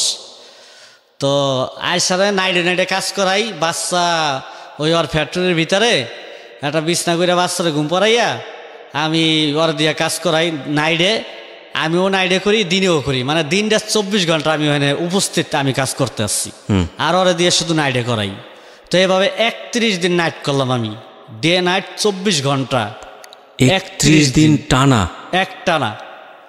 আমার ওয়াইফ তো পাশে আছে, যদি মিথ্যা কথা বলে জিজ্ঞেস করে দেখেন এবং আমার মেয়েটা ওর যে ফ্যাক্টরির ফ্লোরে শোয়াই ফিয়া ওই নাইটে কাজ করতো আমার সাথে। এইভাবে 31 দিন, তার ভিতরে মাত্র আমরা ওই যে 3টা পর্যন্ত কাজ চলতো, 3টার তারপর 8টা পর্যন্ত একটু ঘুমাইতাম, এই ঘুম। এভাবে 31 দিন ওইখানেই খাওয়া, ওইখানেই গোসল, ওইখানেই সব কিছু। 31 দিন আমি আর বাসায় যাইনি, এভাবে কাজ চললো। তো ঈদের ছুটি আসছে, রোজার ঈদ, তো রোজার ঈদের ছুটি আসলো। আসার পরে এলা বিল ঠিল মোটামুটি ওর কাছে প্রায় 2-2.5 লাখ টাকার মতন বিল জমছে।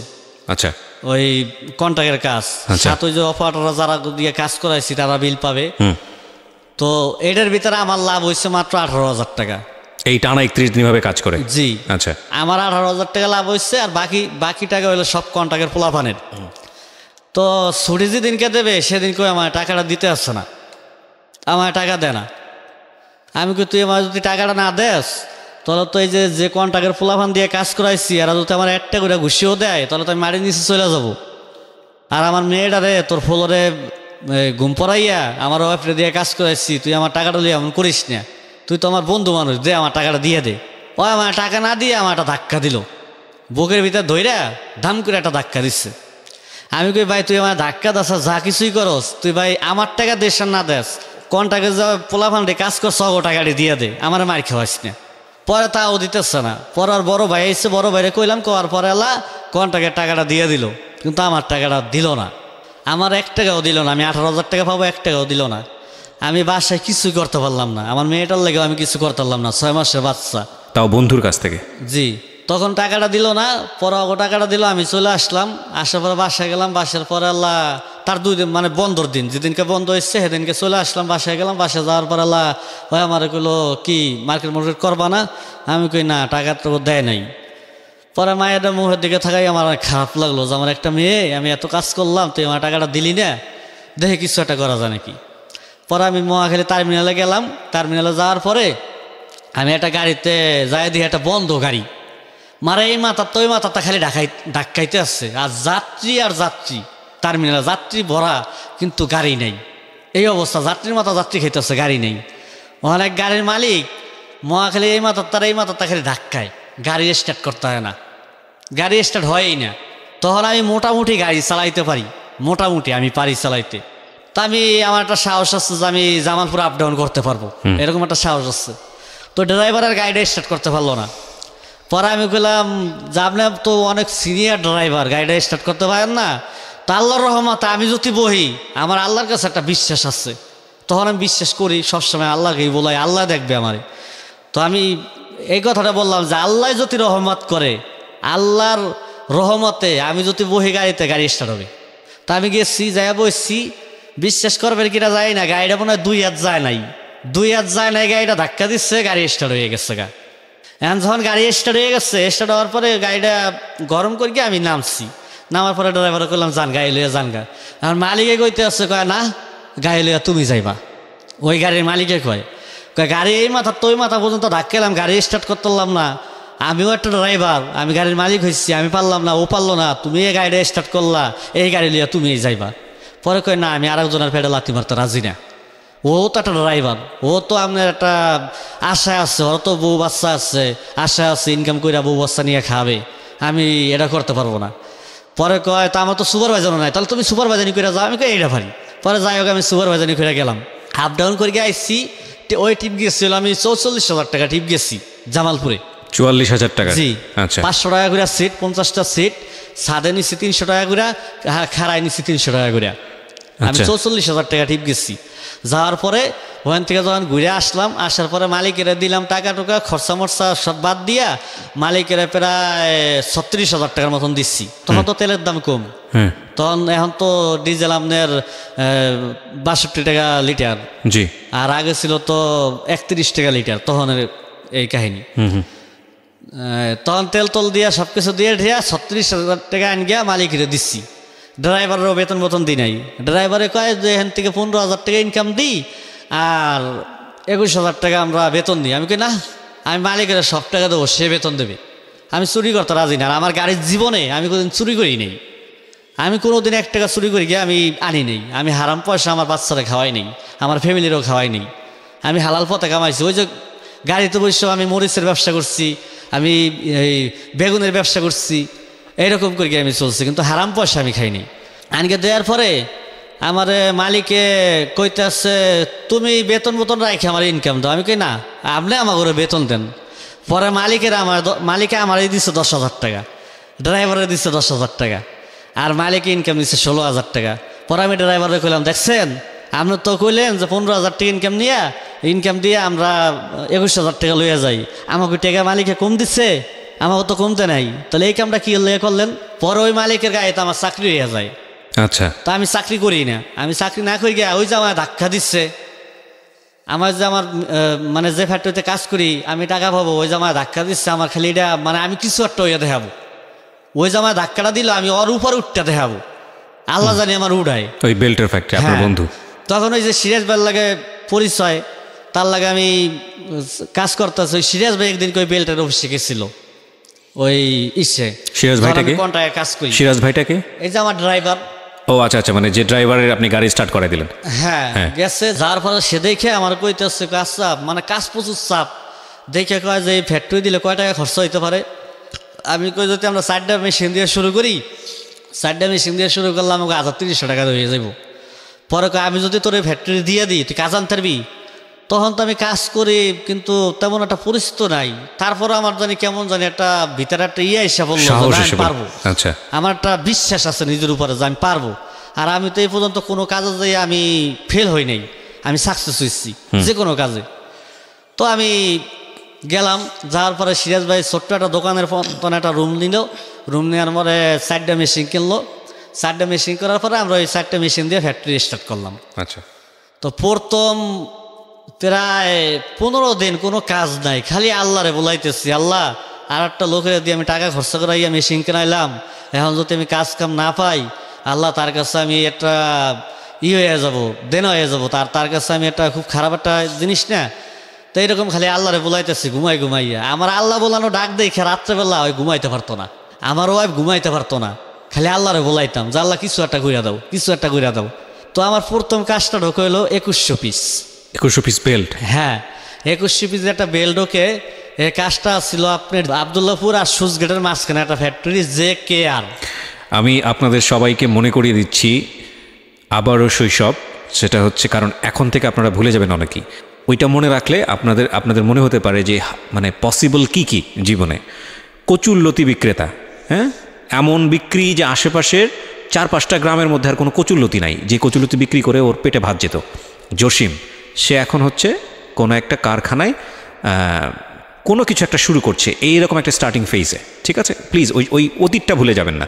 হ্যাঁ বলেন। তারপর পরে ওই কাজটা ঢোকার পর ওই কাজটা আমি এমনভাবে কইরা দিলাম, ওরা আমার কাজ দেখিয়া পাগল হয়ে গেল। পরে আমার কয় তুমি আগে কোথায় আসছিলা, এত সুন্দর কাজ তোমার হাতের। পরে আমি তারা সার্কইয়া বলাইতাম, এখনও তারা সার্কইয়া বলাই। তো ওই JKR ওই কাজটা দেওয়ার পরে একটা কাজ আসলো, ওই কাজটা আসলো ভাই দ্বারা ডিউসেস এক বাইং অফিসের। এই কাজটা এই বাইং অফিসের এই মালটা আসছিল আমরা চায়নার থেকে, চিকুন একটা বেল, XCM বেল, চৌড়া XCM মেয়েদের বেল। তো এই মালটার 3 পাশে আসলো 3টা রিফিট, কিন্তু বাকলটা যে আসছে বাকলটায় জং পড়ে গেছে। এখন এই বাকলটার পাল্লাইতে পারতেছে না, বাকল পাল্লাইতে গেলে আপনার রেক্সিনটা কাটা যায়, বাকল পাল্লাইতে গেলে রেক্সিনটা কাটা যায়। এখন ঢাকা সিটির ভিতরে এমন কোনো জায়গা নাই যে সে না দেখছে এই বাকলটা চেঞ্জ করার লিগে, কোথাও পায় নাই। কিভাবে জানি আমার নাম্বারটা পাইছে। তো সেদিনকে আমার মা দেশের থেকে আসছে, আমি এবার আমার মায়ের গাবতলি গেছি আনতে। মালটা 39,000 মাল আসছিল। তো 39,000 মাল আসছিল, তখন ওই ফোন দিচ্ছে। ফোন দেওয়ার পর আমার কইলো আপনি কি জসিম বলছেন? আমি কি জি আমি জসিম বলছি। কয় আমি ভাই দ্বারা বাইং অফিস থেকে বলছি, তো আপনি কি একটু আসতে পারবেন? আমি কই স্যার আমি তো আসতে পারতেছি না, আমি তো গাবতলি আসছি, আমার আম্মাকে নিতে আসছে, আমার আম্মা আসছে দেশের থেকে। তখন বললো তাহলে আপনি একটা কাজ করেন, গাবতলি আসছেন? হ্যাঁ। কয় আমার গার্মেন্টস ছিল মিরপুর 1 নম্বরে, আমি গাড়ি ফাটাইতে আসছি। পরে আমি কইলাম সে গাড়ি কেন ফাটাবে, আমি চিনি না জানি না, আন্তাজা যাবো, এটা আবার কি আমার কি নিয়ে মারে না কি করে। তারপর আমি সাহস করে গেলাম, গাড়ি পাঠাই দিল। গাড়ি পাঠানোর পরে গাড়ি পাঠাইছে। তো গাড়ি পাঠানোর পরে আমরা গাড়ি তুললাম, মায়ের বাসায় পৌঁছে দিয়া আমি বাইং বসে আসলাম। আসার পরে আমি সামনে বসলাম, স্যারের সালাম দিলাম, সালাম দেওয়ার পরে সামনে বসলাম। বসার পরে আমার কয় আপনি কি জসিম সাহেব? আমি কই জি। পরে আমার সে মাথার চান্দের থেকে পায়ের তারা পর্যন্ত মাপলো। তখন তুমি অনেক শিখ না, আমার দেখতে আমার পোশাক আশাক একদম খারাপ বাজে। তো দেখার পরে সে আমাকে তেমন একটা পছন্দ করলো না। তো আমাকে সে বেলটা বাইর করে দিল। বাইর করে দেওয়ার পরে কিন্তু সেই বেলটা লইয়া কোথাও বাদ নাই যে গড়ছে এটা ঠিক করার লেগে। দেওয়ার পরে আমার কইল 39,000 মাল আছে, আপনি কয়দিনের ভিতর দিবেন? তখন আমি বললাম যে স্যার 39,000 মাল, এটা কি করতে হবে? কয় রিফিটটা খুইলা, রিফিটটা খোলার পরে বেল নষ্ট হইতে পারবে না, রিফিটটা খুলবেন, খোলার পরে বাকলটা দেবেন, বাকলটা আমি ডাইং করে দেবো, আবার নতুন করে রিফিট লাগাই দিবেন, কয়দিন নেবেন সময়? তখন আমি বললাম যে স্যার আমার 10 দিন সময় দিবেন।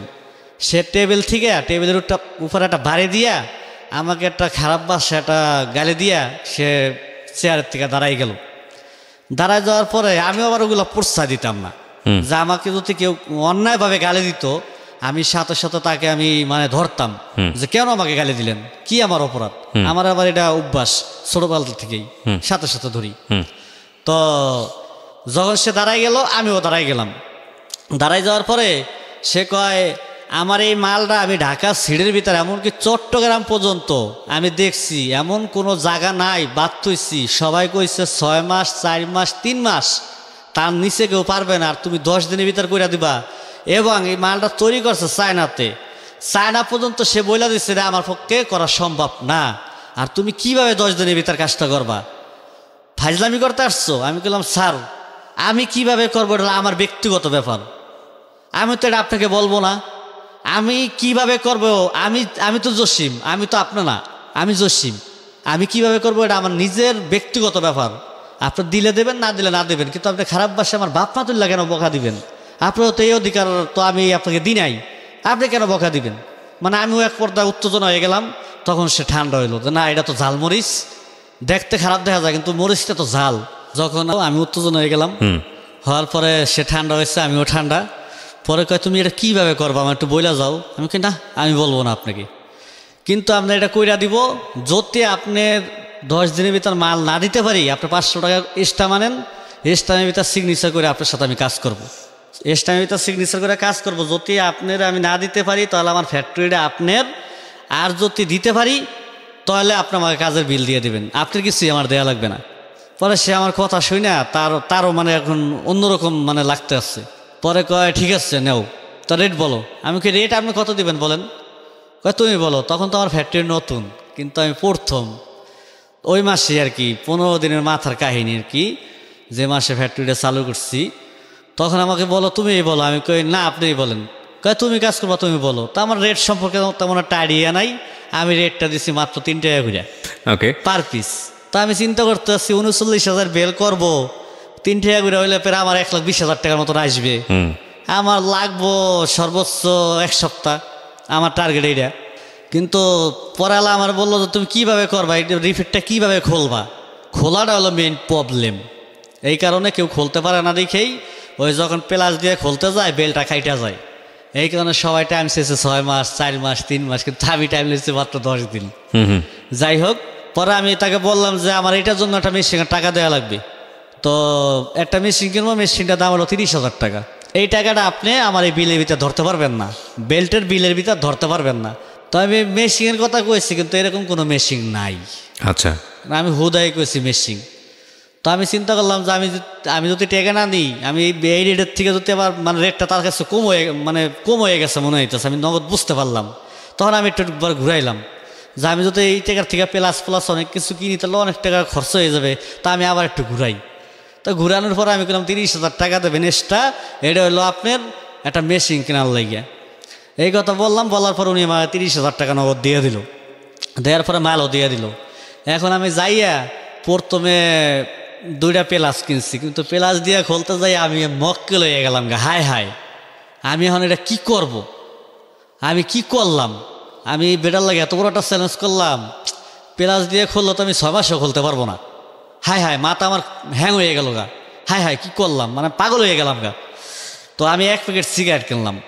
1 প্যাকেট সিগারেট, আমি বিশ্বাস করবেন কিনা জানি না, আমি 3 ঘন্টার ভিতরে 1 প্যাকেট সিগারেট খাইয়ে ফেলাইছি। এত পরিমাণ আমার ভিতরে টেনশন যে আমি কীভাবে এটা করবো আর কীভাবে এটা উদ্ধার করবো। আমি তো একজনের কাছে ছোট হয়ে যেতে আসছি, আমার জীবনও তো আমি কোনোদিন নত হয়নি, আমার মাথাটা নত করেই নাই কোনো কাজ। আজকে আমি নত হয়ে যাবো না, আমি নত হবো না, এটার ভিতরে আমি এই কী করা যায় দেখা যাক। তো 3 ঘন্টার পরে আমার হঠাৎ করে মনে হয়েছে যে আপনি যে রড কাটে আমাদের যে শ্রেণী দিয়ে আতর দিয়ে বাইরে রড কাটে, আমার এই জিনিসটা আমার ব্রেনটা ধরাই হেলাইলো।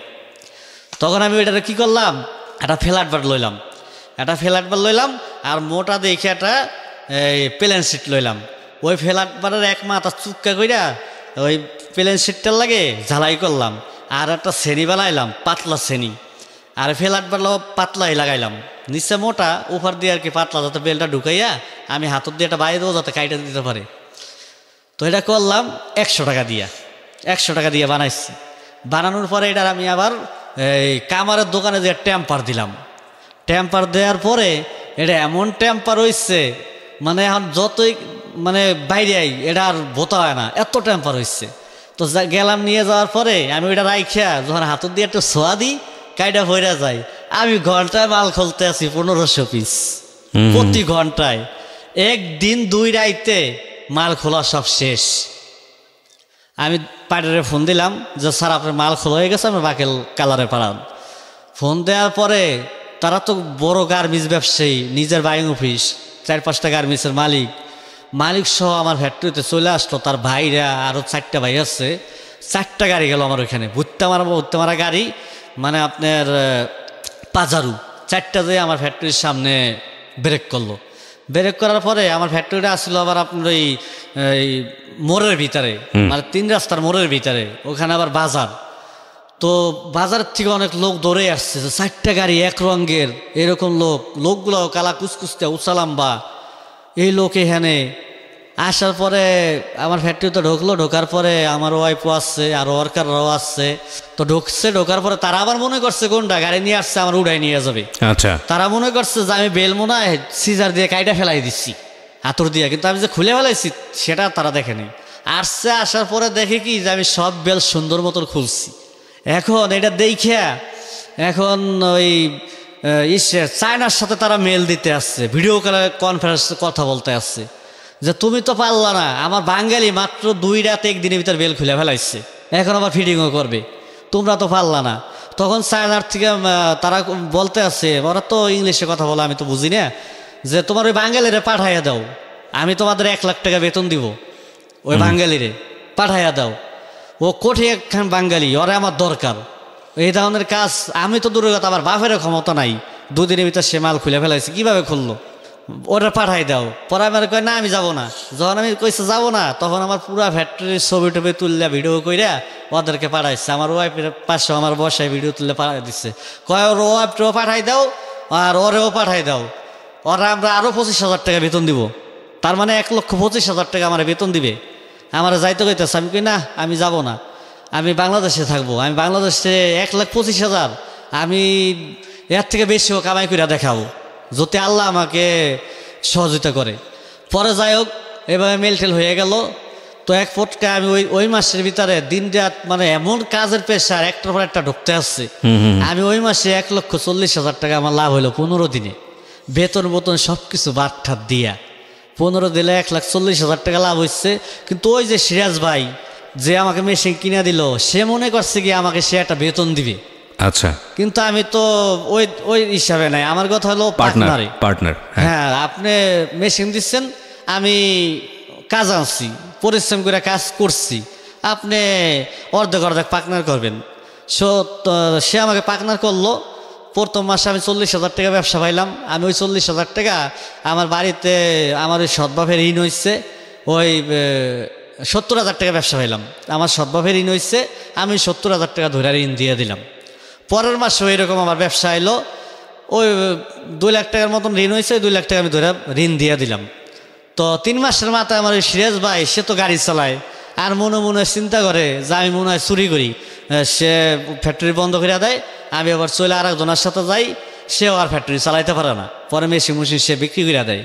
তো আমি আবার আর একজন পার্টনার নিই, পার্টনার নেওয়ার পরে তার সাথে আমি 2 বছরের মতন করি। সেও এক প্রকার আমার এরকম উল্টাপাল্টাই করে। পরে আমার তো আর কোনো পুঁজি নাই, আমি যা টাকা পয়সা কামাই আমি আমার বাপ মায়েরা খাওয়াই, আমি ঋণ মিন দিয়ে আমি সমান। পরালা যখন আর একটা পাখনা নিলাম, নেওয়ার পরে ওনার লগে যখন ব্যবসা শুরু করলাম, আর একটা বড় ফ্লোর নিলাম। বড় ফ্লোর নিয়ে যখন ওই ফ্লোরের ভিতর সম্পূর্ণ টাকা আমার টাকা আমি তাকে অ্যাডভান্স দিলাম, 2 লাখ টাকা অ্যাডভান্স দিয়ে আমি ফ্লোরে উঠলাম। তো ওই ফ্লোরে ওঠার পরে সে আমার লগে একটা খারাপ ব্যবহার করলো।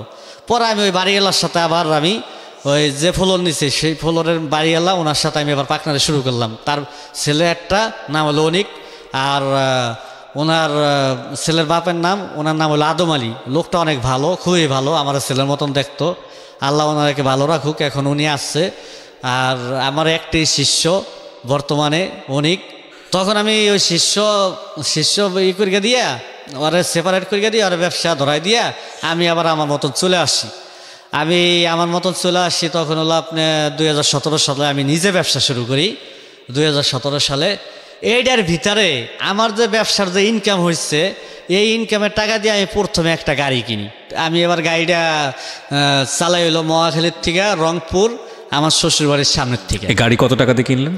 এই গাড়ি নিচ্ছে আমি 42 লাখ টাকা দিয়ে। 42 লাখ টাকা দিয়ে গাড়ি কিনলেন আপনি? প্রথম গাড়ি? হ্যাঁ। আচ্ছা, একদম নতুন গাড়ি, এবং এটা আপনি নিজের টাকা দিয়ে কিনলেন? হ্যাঁ, নিজের টাকা দিয়ে কিনছি। এই টাকাটা ইনকাম হলো কিভাবে? এই ইনকামটা করছিল যে আমার শিষ্য যারা রাখছি তার সাথে 5 বছর ব্যবসা করলাম পার্টনারে তখন। আর তার আগে ওই যে আরো পার্টনারের ব্যবসা মানে বেল্টের ব্যবসা, শুধু বেল্ট তৈরি করতেন? শুধু বেল্ট। আচ্ছা, তো একটু দাঁড়ান, এই কাস্টমার কারা ছিল বেল্টের? দেশের বাইরে নাকি দেশে? না, কাস্টমার দেশের বাইরে, কিন্তু বাইং অফিস থেকে আমি অর্ডার পাইতাম। কোথা থেকে? বাইং অফিস থেকে? জি, বাইং অফিস থেকে। কয় বছর করলেন? 5 বছর? 5 বছর, ওদিকে আছে 2 বছর। 7 বছর? 7 বছর শুধু বেল্টের সঙ্গে? হ্যাঁ, বেল মানে 7 বছর আমি পার্টনারে ব্যবসা করছি। আচ্ছা। আর এখান থেকে যত টাকা কামাই করছি এই টাকা আমি ঋণ দিচ্ছি, নিজেরা চলছি, আর গাড়ি কিনলাম। 42 লক্ষ টাকা দিয়ে কি গাড়ি কিনলেন? আমি নিলাম হলো বাস গাড়ি। বাস? হ্যাঁ, নতুন বাস গাড়ি নেওয়ার আগে নিচ্ছি একটা পিকআপ। আচ্ছা। তো বাস গাড়ি পিকআপের থেকে আসি, বাস গাড়ি নেওয়ার আগে আমি একটা পিকআপ নিচ্ছি। এই কারণে। পিকআপ কত দিয়ে কিনলেন? আমি একটু ধারাবাহিকভাবে। পিকআপটা কিনলাম আমি 3.5 লাখ টাকা। 3.5 লাখ টাকা দিয়ে? আচ্ছা। 3.5 লাখ টাকা দিয়ে আমি পিকআপ কিনলাম। পিকআপ কেনার পরে পিকআপটা কেনার উদ্দেশ্য একটাই, আমার ছোট ভাই সে ড্রাইভার হচ্ছে। একটা ঝলক হয়তো আপনারা পেয়েছেন প্রিয় শ্রোতা। ঝলকটা হচ্ছে উনি 42 লাখ টাকার একটা গাড়ি কিনেছেন, যেটা আসলে ধারাবাহিকভাবে একটু পরে যাওয়ার কথা, কিন্তু তার আগেই উনি কিছুটা হলো টাচ দিয়েছেন। সেটা হচ্ছে 3.5 লাখ টাকার একটা পিকআপ কিনলেন উনি। 5-6 বছর কাজ করে টাকাগুলো জমিয়ে বেল্টার ফ্যাক্টরিতে কাজ করে পার্টনারশিপে গিয়ে উনি একটা পিকআপ কিনলেন ওনার ভাইয়ের জন্য, ওনার নিজের জন্য না কিন্তু। এবং এর পরবর্তী হলো 42 লাখ টাকার একটা গাড়ি কেনা, যেটা উনি আগেই বলে ফেলেছেন। না, এখানেই গল্প শেষ না, এটা কেবলমাত্র শুরু। বারবারই মনে করিয়ে দিয়েছি আজকে যে এই কচুরলতি, যিনি জীবনে একদিনের জন্য স্কুলের বারান্দায় যাননি। আপনি গিয়েছেন? স্কুলে পড়েছেন একদিনের জন্য? না, জীবনও যাননি। উনি নাম দস্তখত করতে পারেন না। এবং ওনার জীবন গল্পের এই যে টার্নিং পয়েন্টটা, সেই টার্নিং পয়েন্টের শুরুতে আমরা আছি। আমাদের হাতে আরও ঘণ্টাখানিক সময় আছে। তার মানে বুঝতেই পারছেন গল্প কত বড় এবং ওনার যে পরিধি সেটা কত বড়, সেটাও আপনাদেরকে আমরা দেখাবো। জীবনে একটা ক্লাস পড়েনিও, স্কুলের বারান্দায় কোনো দিন যায়নি। এবং এই জসিম, আবারও মনে করিয়ে দিচ্ছি, এমন খারাপ অবস্থার মধ্যে ছিল, তার বাবাকে সে ছোটোবেলায় হারিয়েছে। বাবা মরে গেছে নাকি বেঁচে আছে সে জানে না, আজও নিখোঁজ। মা আর একটা বিয়ে করে চলে গেছে। এবং এই ছেলেটি নিজের জীবনে 2 মুঠো ভাত পাওয়ার জন্য কচুরলতি বিক্রি করত। এবং সেই কচুরলতি বিক্রি করতে করতে এমন অবস্থা হয়েছে যে আশেপাশের গ্রামে আর কচুরলতি নাই, সে সব তুলে বিক্রি করে ফেলেছে। এবং কাদের কাছে বিক্রি করতো? নিজ চাচাদের কাছে, যারা প্রচণ্ড জোরদার ছিল, যাদের লক্ষ লক্ষ টাকা ছিল সেই সময়, যারা 1 পয়সা দিয়ে তাকে সাহায্য করতো না তার কথা অনুযায়ী। এবং সেই ছেলেটি এখন গল্প যে জায়গাটায় দাঁড়িয়ে আছে সেটা বুঝতেই পাচ্ছেন যে অর্ধকোটি টাকার মালিক সেই অবস্থায়। কারণ 42 লাখ টাকার গাড়ি কিনেছে সে, পিকআপ কিনেছে এর আগে, এবং একটা ফ্যাক্টরি সে চালাচ্ছে। এবং গল্পটা শুরু হয়েছে এখানে, শেষ কিন্তু আরও বাকি। হ্যাঁ, তারপর পরে ওই পিকআপটা চালায়। তো গাড়ি চালানো নতুন শিখছে, তো আমার ওর উপর একটা ভয় হইতো যে নতুন গাড়ি চালানো শিখছে, আমি আর একটা ড্রাইভারও রাখা দিলাম যাতে হয় পুরাটা আর কি হাত ক্লিয়ার করতে পারে। তো ড্রাইভার রাখছি। ড্রাইভার রাখার পরে ওই ড্রাইভার ওদের আর একটা বাসা ঠিক করে দিলাম। ওই বাসার ভিতর ঘুমায়, আমার বাসায় খায়, আর ছোটো বাইরে নিয়ে গাড়ি চালায়। মোটামুটি এইভাবে চলছে, খুব ভালো চলছে। তো চলতে চলতে এক সময় মোটামুটি আর ভালোই ওর চলতে আসছে, ও আর লাইন ধরে ফেলাইছে। তখন আমি ওই বড় গাড়িটা কিনি। ওই পিকআপটা যখন ধরে ফেলাইছে তখন আমি বড় গাড়িটা কিনি। বড়টা কেনার পরে আমি রোডটা চালু করি আমার মেয়ের নামে, জান্নাতি মায়ের দোয়া দিয়া আমি মেয়ের নাম দিয়ে চালু করিল জান্নাতি পরিবহন। এটা হলো আপনার 42 লাখ টাকা দিয়ে যে গাড়িটা কিনলেন। জি, মহাখালীর থেকে রংপুর পদাগঞ্জ। আচ্ছা, আমার মেয়ের নামে শুরু করি। শুরু করার পরে আমি একটু আপনার কাছ থেকে জানতে চাচ্ছি, মানে এই 42 লাখ টাকা গাড়ি আপনি গাড়িতে ইনভেস্ট করলেন, আপনি গাড়ি কেন চিন্তা করলেন? অন্য কোথাও তো ইনভেস্ট করতে পারতেন। গাড়ি চিন্তা করছিল ওই যে আমি গাড়ির লাইনে ছিলাম। আচ্ছা, আর অনেকে আমাকে দেখতে পারে নাই, আমার পছন্দ করে নাই, ঠিক মতন চাকরি দেয় নাই, আমি 7 দিন না খেয়েছিলাম। আমি যাতে অনেক লোকের চাকরি দিতে পারি, আমি যাতে 2-4টা গাড়ির মালিক হইতে পারি, এই কারণে আমি যারা অসহায় আছে অসহায় লোকগুলো আমার গাড়িতে চাকরি দিব এবং ওরা আমার গাড়ি চালাই খাবে।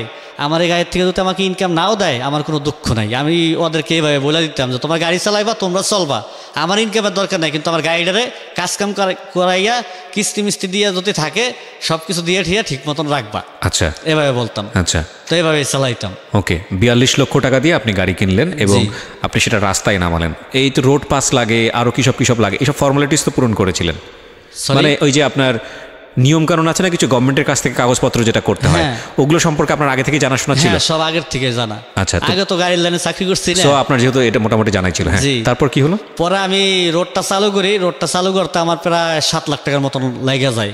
আচ্ছা, আমি রোডটা নিতে, পকেট রোড তো 7 লাখ টাকার মতন আমার রোডটা নিতে লাগে। আবার গাড়িতে চলে গেল 42 লাখ। আবার পিক আপ কিনলাম। তো এগুলো কি লোনে করেছিলেন? লোন নিয়েছিলেন কিছু নাকি সব নিজের টাকা? কোনো লোন নিই নাই, সব নিজের টাকা ইনভেস্ট করেছিলেন? সব নিজের টাকাই গাড়িতে ইনভেস্ট? নিজের টাকায়। আমি গাড়িটা নেওয়ার পরে মোটামুটি গাড়িটা ভালোই চলতে আসছে। তো এটার মাঝখানে আসলো হরতাল অবরোধ। এই হরতাল অবরোধের ভিতরে গাড়ি তো চলাইতে পারি না। তারপরও একটা শুক্রবার মারতে পারি, মানে মাসে 4 দিন মারতে পারি। ওই 4 দিনে দেখা গেছে 2-2.5 লাখ টাকা আমার ইনকাম চলে আসছে। 4 দিনে? জি, 4 দিনে। আপনার রংপুরে টিকিট যায় 1200-1400 টাকা টিকিট। আমার নিজের হাতে 1,04,000 টাকা টিপ গেছি রংপুরে, এক টিপ। এত টাকা ইনকাম? 1,04,000 টাকা টিপ গেছি, 1500 টাকা পার পিস টিকিট। ছাদের ভিতরে 500 টাকা। ছাদের ভিতরে আমি আমার জীবনে 75 জন যাত্রী লয়ে গেছি ছাদে। যদিও ছাদে এখন এটা তো অনিয়ম, মানে নিয়ম নাই, কিন্তু হরতাল অবরোধের সময় একটা না, হরতাল অবরোধ তো চললো যে কদিন আগে, একটা হরতাল অবরোধ চললো না সেই সময় যাত্রী তো যাইতে পারে না। আর যে গাড়ি আছে, যত গাড়ি আছে তার থেকে বেশি হলো যাত্রী, কিভাবে যাবে? যার যার মন মতন ওঠে। কিন্তু এমনি তো ভাড়া 500 টাকা, সেই টিকিটটা হচ্ছে 1500 টাকা। আবার ছাদেও 500 টাকা ভাড়া। তো 1,04,000 টাকা টিপ গেছি। আবার আস্তে আস্তে আসার সময় আসছে 42,000 টাকা টিপ। তো এরকম কইরা ওই 3-4 মাস হরতাল অবরোধ ছিল, ওইটাতে প্রায় আমার 7-8 লাখ টাকা ইনকাম হয়ে গেল। আচ্ছা, তো এটার মাঝখানে ইনকাম হওয়ার পরে আমি ওই টাকাটা দিয়ে আমি একটা জমি কিনি। আচ্ছা, দেশে একটা জমি রাখি। আরও কিছু টাকা আমি আরেকটা গাড়ি নিই। আরেকটা গাড়ি নেওয়ার পর ওই গাড়িতে কিছু কিস্তি আসছিল। যেদিনকে আমি গাড়িটা রেজিস্ট্রি করব তার একদিন আগে আমার ছোট ভাই অ্যাক্সিডেন্ট করে। আমার ছোট ভাই একদিন আগে অ্যাক্সিডেন্ট করে। এটা হলো আপনার এলেঙ্গাতে অ্যাক্সিডেন্ট করে বিয়ার মাল জিনিস লইয়া যাওয়ার লেগে। তো এইখানে আমি একটা অপরাধ করছি। এইখানে যে অপরাধটা করছি আমার জীবনের প্রথম, সেই অপরাধটা হলো আমি কিছু মিথ্যার আশ্রয় নিয়েছিলাম। কীরকম মিথ্যার আশ্রয় নিয়েছিলাম? আমি যে বাসাটা ভাড়া থাকতাম, আর যে তখন করবো আমার পার্টনার আছে, পার্টনারের সাথে যে ব্যবসা করি, ওই পার্টনারের বাসায় আমি ভাড়া থাকতাম। তো ওই বাসায় আমাকে একজনে পোলার মতন দেখতো। আর একটা মেয়ে আসছিল, মেয়েটা আমার বড় ভাই ডাকতো। ওর বড় ভাই একটাই ভাই, ভাইটা বিদেশে আসছে, এই কারণে আমার বড় ভাই ডাকতো। তো ওই মেয়েটা টাঙ্গাইল থেকে একটা সম্বন্ধ আসলো। তখন আর বড় ভাই আমাকে ফোন দিল। ফোন দিয়ে বললো যে ভাই, বাংলাদেশে তো আমি এখন নাই, আপনি আছেন, আপনি আমার বড় ভাই, আমার বোনের আপনার বিয়ের সাথে যতটুকু হেল্প করা দরকার আপনি করবেন। আমি কি ঠিক আছে, আমি করব, সমস্যা নেই। আমার ওই বড় ভাই কইয়া ডাকতো, একই বাসায় ভাড়া ছিলাম। মেয়ে যখন দেখতে আসলো, দেখতে আসার পরে ওই দেখলো, দেখার পরে মেয়েটা একটু কানে কম শুনতো। তখন জিজ্ঞাসা করলো যে তোমার নাম কি? তখন আমি ওই মেয়েটা শোনে নাই, না শোনাতে আমি তখন তাকে জিজ্ঞেস করলো, তাকে বললাম যে ভাই আপনার দেশে বাড়ি কোথায়? তখন বলে যে আমার দেশে বাড়ি টাঙ্গাইলে। আমি কই ভাই এটা ঢাকা শহর। এখানে গাড়ি চলাফেরা করে, গাড়ি চলাফেরাতে আমরা এমন অবস্থা হয়ে গেছে, আমাদেরকে একটু জোরসে কথা না কইলে আমরা শুনি না, আমাদের কানটা তবজ দিয়া ধরে। আবার উপরে ফ্যান চলে, আমরা কানে একটু কম শুনি, একটু জোরে বলেন। এটা কেন বললাম? যাতে মেয়েটা শুনতে পারে, আর শুনে যাতে হয় উত্তর দিতে পারে, এই কারণে আর আমি এই কথাটা বললাম ওই ছেলেটাকে। তখন ওরা জোরে জোরে কথা বলে, মেয়েটা উত্তর দেয়। জোরে কথা বলার পরে ওই শোনার পরে উত্তর দেয়। ওই মেয়েটার কইলো যে হাতের লেখা লিখে থাকে। তো মেয়েটা আসছিল আবার টেরা, চোখ একটু টেরা আসছিল, আবার কানেও শোনে না। তখন আমি মনে বললাম, ভাবলাম যদি লিখতে যায় তো এইভাবে টেরা হইয়া চাইবো, মানে মুখ থাকবো একদিকে, চোখ থাকবো আর একদিকে, তখন তারা তো ধরে ফেলাইবো। তখন আমি বললাম যে আপনাদের সামনে যদি লিখতে যায় তো আর হাত কাঁপবে, ওর লেখা সুন্দর হবে না, তুই ওঠ খাতা কলম লইয়া তুই ওই যে ইসের উপর যাইয়া লেখ, মানে সুকেশের উপর যাইয়া লেখ। তখন আমি উঠছে, ওটা সুকের উপরে যে লেখছে, লেখার পরে আনছে, আনকে যখন ওকে দিল তখন ওরা বলে যে তুমি পড়ে শোনাও। তার তো সব মুখাস্তই, ও নিজে লেখছে, গেরাম গোরাম সব কিছু লেখছে। ওই তখন সামনের দিকে তাকাইয়া ওই পড়ে শোনালো। তখন ওরা পছন্দ হয়ে গেল, ওই দিনকে 3 তারিখ ফাইনাল হয়ে গেল। কিন্তু যখন আল্লাহ আপনার ওই মেয়ের বর যখন আসলো, আইসা যখন বসছে স্টেজে, তখন ঠাস করে লাইট টিউব লাইটটা বাস্ট হয়ে গেল। এই প্রথম একটা মানে ইশারা আমার উপর আসলো, আমি কোনো বুঝতেই না। আমি তো অনেক খুশি, বিয়ের সাথে দিতে আসছি, আমার নিজের বোনের মতন দেখি। পরে মেয়েটাও যখন ঘরের থেকে বাইরে দিতে আসছে, এক পাও বাইর করছে, মেয়েটা ঠাস করে পড়ে গেছে। আর ওই মেয়েটার যত মাল জিনিস আছে, মানে খাট, সোফা, তারপরে তোষক, এগুলো আমার পিকআপ দিয়ে মেয়েটার বাড়িতে যাওয়ার, আমার পিকআপেই যাবে। তো মেয়েটা গায়ে তোড়ছে, গায়ে তোড়ার পরে গায়ে তোড়া দিয়েও মেয়েটা পড়ে গেল। তারপর আমি কইলাম যে 3টা বাধা খাইলো। তখন বরযাত্রী তারা কেমন জানে ঠিক করলো। তখন আমি বললাম, কেই এত ইচ্ছা করে কেউ কাপড় পরায়, কাপড়ে বাইজা পড়ে গেল, আর টুসা করে পরাইবা না, মানে আমি ওর দোষটা এড়াই দিতে আসছি আমি কথা বইলা। তো গাড়ি তোড়ছে, ওঠার পরে তারা চলে গেল। চলে যাওয়ার পরে রাইতে 3টা বাজে, আমি তো 5 রাত ধরে ঘুমাই না, 3টা বাজে আমার কাছে ফোন আসছে। তো ফোনটা আমি যে ধরবো এই সুযোগটা আমি পাইতে আসছি না, ফোনটা যে ধরবো। তারপর আমি যাই এর ভিতরে আমার বাসায় কেস সিগারেট বাইরে দিতে আসছে। তখন আমি উঠছি, উঠটা ফোনটা ধরছি, ধরার পরে আমার বাড়িওয়ালা ফোন দিচ্ছে, কয় তোর ভাই লেগে দোয়া কর, তোর গাড়িটা পোল্টে খাইছে, তোর ভাই তো মনে হয় বাঁচবে না।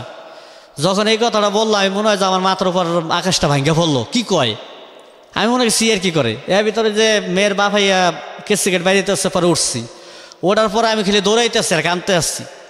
পরে ওই অবস্থায় টাঙ্গাইল মেডিকেল ওরা রাখলো না, পরে অ্যাম্বুলেন্স দিয়ে ওরা ঢাকা মেডিকেলে লয়ে এলো। আমি আবার দিক দিয়ে প্রাইভেট দিয়ে আমি চলে গেলাম এই ঢাকা মেডিকেলে। যাওয়ার পর আল্লাহ খালি ফোন দিতে আসছি। আমি একবার ঢাকা মেডিকেলের মেইন গেট, আবার ইমার্জেন্সি গেট, মানে একটা অ্যাম্বুলেন্স ঢোকে, ওই এর পিছিয়ে আমি দৌড়াইতেছে, ঢুকতে আসছে, কানতে আসছি। আর এর ভিতরে আইতে আর সকালে তখন বাইজে গেছে 6টা, ওর কোনো জ্ঞান নাই। আর ওর জ্ঞান হারাই ফেলাইছিল আপনার ইসের থেকে, এই চান্দরার থেকে, ওর কোনো নিঃশ্বাসও নাই। তখন আমি খালি কানতে আসছি যে আমি কি অপরাধ হয়ে গেলাম আমার গাড়ি কিনে দিয়া আমার ছোটো ভাইরে। তখন আসলো, আসার পর আল্লাহ এই ডাক্তার দেখলো, দেখে বলে নাই। মামারাও আসলো, তারপর আমার ওই বাড়িওয়ালা আসলো আদম আলী, তারাও বললে নাই। তা আমি তো গায়ের ভিতরে উঠতে দেয় না, অ্যাম্বুলেন্স উঠতে দেয় না, আমি কান্দি। মামারাও যে ডাকলো ছোটো ভাইরে, ওঠে না। আমি তো খালি কানতে আসছি, আর খালি একটাই ভাবতে আসছি যে আমার মায়ের আমি কি জবাব দিব। আমি গাড়ি কিনে দিয়া ওরকে আমি খুন করলাম, আমি খুনি হয়ে গেলাম, খালি একটা জিনিসই ভাবতে আসছি আর কানতে আসছি। পরলা আমি বললাম যে আমার একটু উঠতে দেয়, আমি একটু দেখি। আমি যাইয়া ওর এইভাবে ধইরা পরে কইলাম যে ভাই আমি তোর ভাই আইসছি, আমি জসিম তোর ভাই আইসছি, উঠবি না? বিশ্বাস করবেন কিনা জানি না, ওদিনকে মনে হয় আল্লাহ তালা আবার নতুন করে জীবনটা ফেরত দিচ্ছে। যখন আমি ডাক দিলাম, ওর সাথে সাথে ওর চয়ে পানি ফেলাই দিয়া আমার ওকে ভাইয়া আইসছেন, অথচ ডাক্তার কইছে নাই। কি বুঝলেন এর ভিতরে? না, এটা সম্ভব এবং এটা আমি বিশ্বাস করি। কারণ আছে এরকম পৃথিবীতে অসংখ্য ঘটনা আছে, মেডিকেলে ডেড হওয়ার পরেও সে মানুষ ফিরে আসে। হ্যাঁ, তো তখন আমি বুঝলাম যে আমি ওই যে পাপ করছি, একটা ছেলেরে আমি মানে ধরাই দিচ্ছি যে জিনিসগুলো আমি গোপন করাইছি, মানে বিয়ের সাথীতে ওই মেয়েটার যদি আমি উঠতে না বলতাম তত টেরা হইয়া চাইতো, ছেলেটা দেখতো। এই এখনো আমার একটা অপরাধ। 2 নম্বর অপরাধ হইলো ওই যে কানে শোনে না, আমি যারা বললাম যে ভাই একটু জোরে কথা বলেন, আমরা কানে একটু কম শুনি, একটু জোরে বলেন, এইটা হলো 2 নম্বর অপরাধ। তাহলে এটা কি অপরাধ না? এটা আমি একটা অপরাধ করলাম না? এই জীবনে প্রথম একটা অপরাধ হয়ে গেলাম না আমি? মহা অপরাধ, অফকোর্স অপরাধ। কিন্তু আমার ভাল লাগছে যে এটা আপনি রিয়েলাইজ করেছেন এবং আপনার কাছে মনে হয়েছে যে এই অপরাধের শাস্তি আল্লাহ আপনাকে এভাবে দিয়েছে।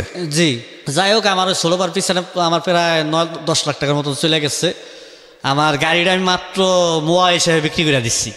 মানে এই পিকআপটা সেই জীবনের প্রথম কেনা পিকআপ 3.5 লাখ টাকার মোয়া হিসেবে বিক্রি করছে, ওটা ঠিক করতে পারিনি। মানে এত বাজে অবস্থা হয়ে গেল। এত বাজে অবস্থা। ইন দ্য মিন টাইম যখন আপনি এটা বিক্রি করলেন বা আপনার ভাইয়ের অবস্থা চলতেছিল, তখন আপনি 2টা গাড়ির মালিক। তখন আমার অলরেডি 2টা গাড়ি, 2টা গাড়ির মালিক, এবং আপনার ওই বেল্টের ফ্যাক্টরি তখন চলতেছে। হ্যাঁ, এবং ওটাকে সম্পূর্ণ আপনার নিজেরই ছিল নাকি পার্টনারশিপে ছিল কেউ? না, গাড়ি আমার নিজের, খালি ফ্যাক্টরিটা একটু পার্টনার আছে। পার্টনারশিপে ছিল। কার সঙ্গে পার্টনারশিপে ছিল? ছিল হলো আমার ওই বাড়িওয়ালার সাথে।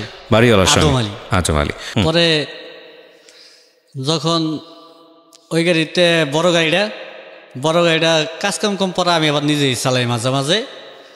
তো এর ভিতরে একটা কাজ ঢুকছে আবার ফ্যাক্টরিতে, ডিজাইন গার্মেন্টসের কাজ। ডিজাইন গার্মেন্টস, আচ্ছা। জি, ওদের গার্মেন্টস অনেক কড়াই, কিন্তু হেড অফিস হলো আপনার কারণ বাজারে। আচ্ছা। তো এই কাজটা অনেক বিশাল অর্ডার ছিল। এই কাজটা করে আমি 40 লাখ টাকা লাভ করি। কি কাজ ছিল এটা?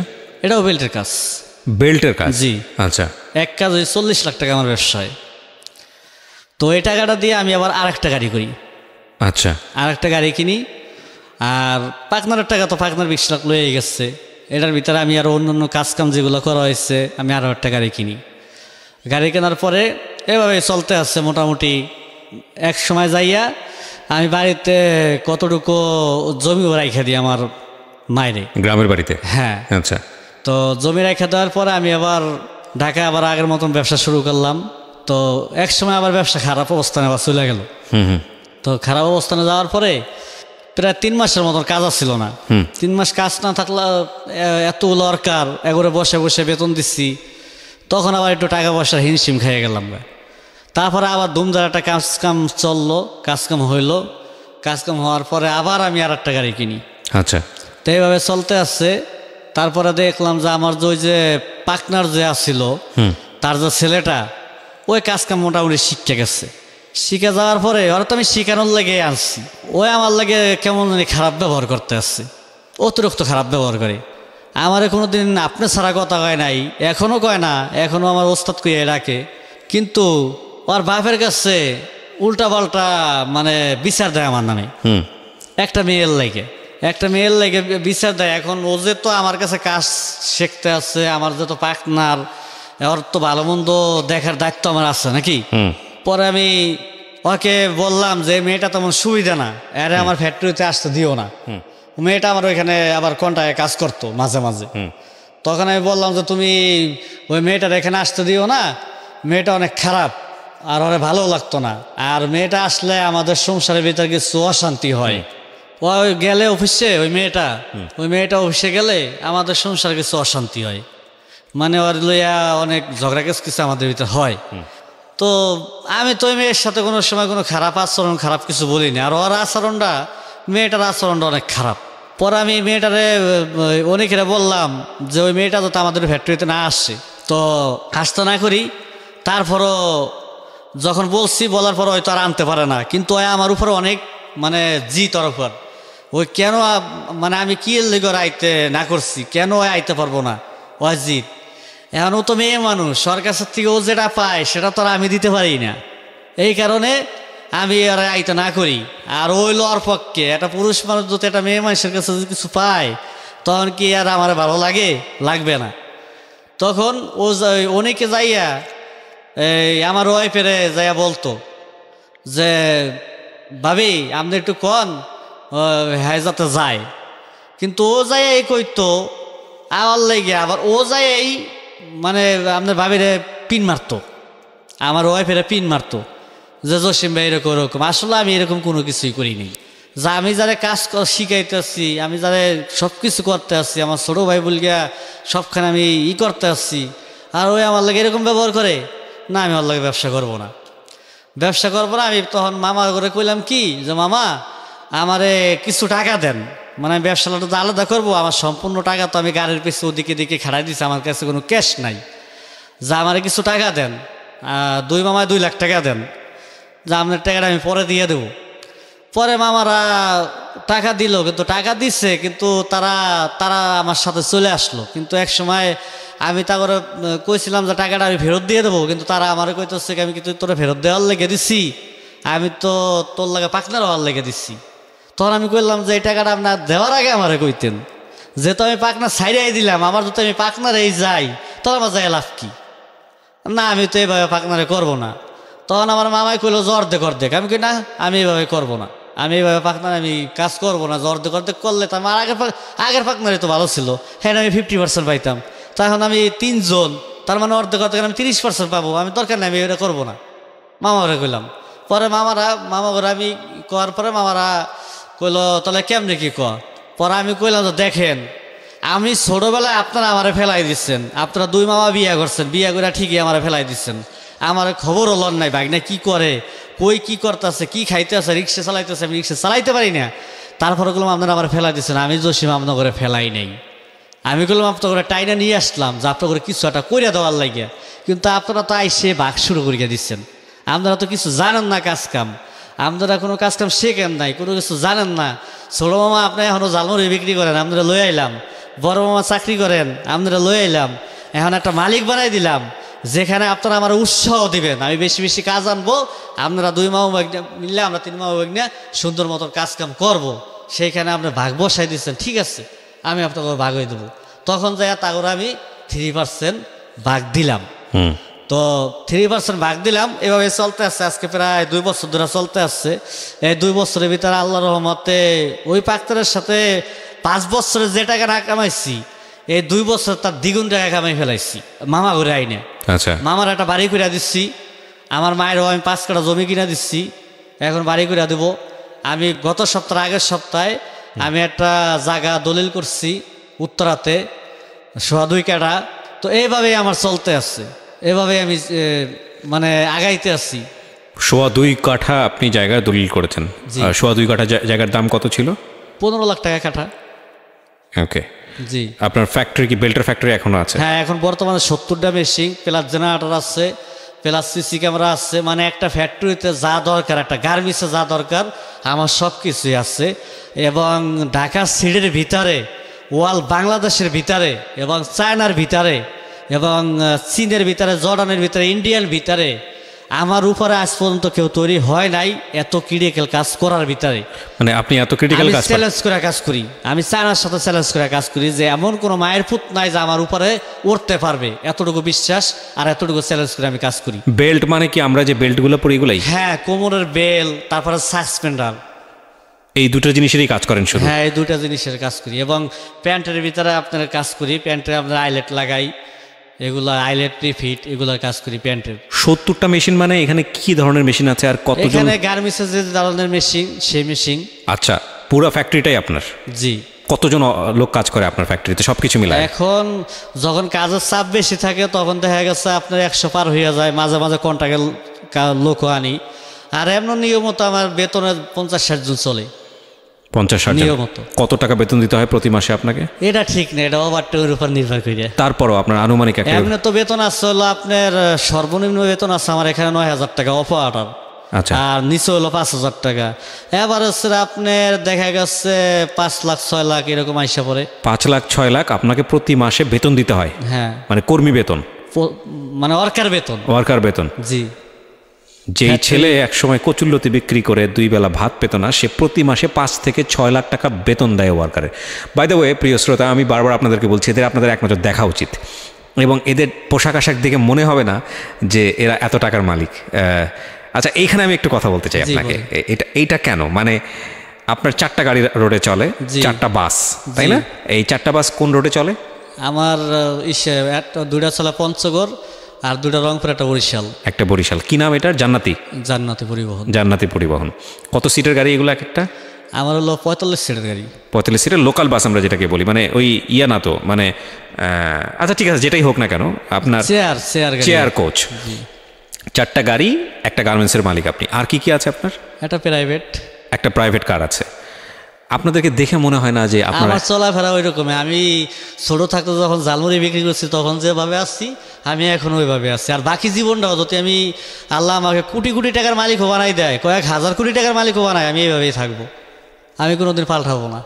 আপনি যদি আমাদের যারা এতক্ষণ ধরে শুনলেন তাদেরকে যদি একটু উৎসাহ দেওয়ার জন্য আমি যদি জিজ্ঞেস করি আপনাকে, আপনার বলতে কোনো আপত্তি নেই, কারণ আমি জানি অনুষ্ঠানের শুরুতে আমি আপনাকে জিজ্ঞেস করেছিলাম, সর্বসাকুল্যে আপনি এখন কত টাকার মালিক? সর্বনিম্ন এখন পাকনার ফটকার বাদ দিয়া আমি এখন নিজের যেটা প্রায় 2 কোটি। 2 কোটি টাকার আপনার ক্যাশ, মানে সব কিছু মিলায় 2 কোটি টাকা ক্যাশ। এবং শুরু করেছিলেন কত সালে? 2009 সালে। 2009 সালে। 9 সালে, আর আজকে হচ্ছে 2018, মানে 9 বছরে আপনার এতটা উন্নতি। এবং আপনি প্রায় 70 থেকে 80 জন লোকের নিয়মিত কাজের ব্যবস্থা, পরিবার 70 থেকে 80টা পরিবার আপনার উপর নির্ভরশীল। দিস ইজ আ স্টোরি, প্রিয় শ্রোতা, this is absolutely amazing story. কি বলবো, মানে নাথিং টু সে। আপনার ফ্যাক্টরিটা কোথায়? আমার ফ্যাক্টরি উত্তর আবদুল্লাপুর আটিপাড়া। আটিপাড়াতে? আপনি ওখানেই থাকেন? হ্যাঁ, আমি আটিপাড়ায় থাকি। পরিকল্পনা শুনি একটু, ভবিষ্যৎ পরিকল্পনাগুলো নিয়ে কথা। আমার ভবিষ্যৎ পরিকল্পনা হলো আমি আরও আগাইতে চাই। আর যারা গরিব দুঃখী, যারা অনেকে কাজ পায় না, ঠিক মতন খাইতে পারে না, আমি তাদের জন্য কিছু একটা করতে চাই। যারা ওরা যে ধরনের লোকগুলো খাইতে পারে না, ওদের জন্য আমি কিছু একটা করতে চাই। ওরা যাতে আইসা আমার এখানে কাজ করতে পারে এবং 3 বেলা ঠিক মতন খাইতে পারে, এটার জন্য আমি কিছু একটা করতে চাই। আচ্ছা, এই যে এত কিছু করলেন, মানে এটা তো আসলে এত সহজ গল্প না। জীবনে তো কম কষ্ট করেন নাই, তাই না? অনেকেই শর্টকাটে বড়লোক হইতে চায়, কি বলবেন? কোনো রাস্তা আছে? শর্টকাটে বড়লোক হইলে তো আর, হ্যাঁ শর্টকাটে হইতে পারবে, যাগো 2 নম্বরই টাকা আছে, যারা হারাম সুগার খায় তাদের লেগে হবে। কিন্তু আমি তো হারাম সুগার খাইনি, আমি তো 4 মেশিন থেকে আমরা 2 জনের শুরু করছি, ওইখান থেকে এই পর্যন্ত আসছে, তিলে তিলে তিলে তিলে গইরা। আপনার স্ত্রীও কি কাজ করে আপনার সঙ্গে? হ্যাঁ, আমার সাথে এখন করে না, এখন বাসা থাকে, কিন্তু আগে নিয়মিত কাজ করতো, প্রায় 8 বছরে কাজ করছে। আচ্ছা, এই লেদার, এই বেল্ট তৈরি কাজ? জি। ওকে। এই বেল্টটার মধ্যে আপনারা কি পান, মানে একদম এই র ম্যাটেরিয়ালটাই কি পান, মানে চামড়াটা আসে আপনাদের কাছে নাকি র্যাক্সিনটা আসে, কি মানে পুরো জিনিসটাই কি আপনার প্রসেস? এই বেল্টটা আপনি আমাকে টাকা দিবেন, আপনাকে আমি বেল বানাই দিব। আচ্ছা, আপনি কি ধরনের বেল চান? যত রকমের, চামড়ার হোক, র্যাক্সিনের, সব ধরনের বেল এবং সাসপেন্ডার। ওই যে মানব অধিকারের চেয়ারম্যান গলার উপর দিয়ে যেটা পরে। আচ্ছা আচ্ছা, হ্যাঁ, ওই যে প্যান্ট ঠিক রাখার জন্য উপর দিয়ে যেটা পরে, হ্যাঁ, এটাকে বলা হয় সাসপেন্ডার।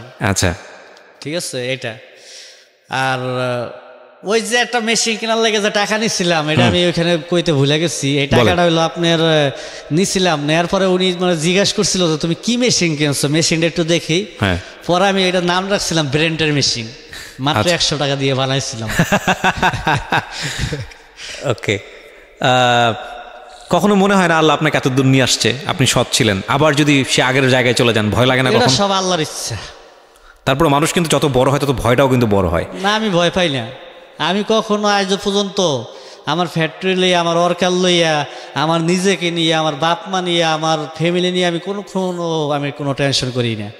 কারণ আল্লাহ যদি না দেখে তাহলে আমার দেখার মতন আর কেউ নাই। আপনার এই ফ্যাক্টরিতে আপনি কি আমাদের এই অনুষ্ঠানটা খবর পেলেন কিভাবে, কেন মনে হলো যে গল্পটা? আমি আপনার এই অনুষ্ঠানটা বেশি দিন হয় নাই, আমি মানে আমার একটা এই যে একটা মোবাইল, এই মোবাইলটা আমাকে দিচ্ছে আমার এক পার্টি।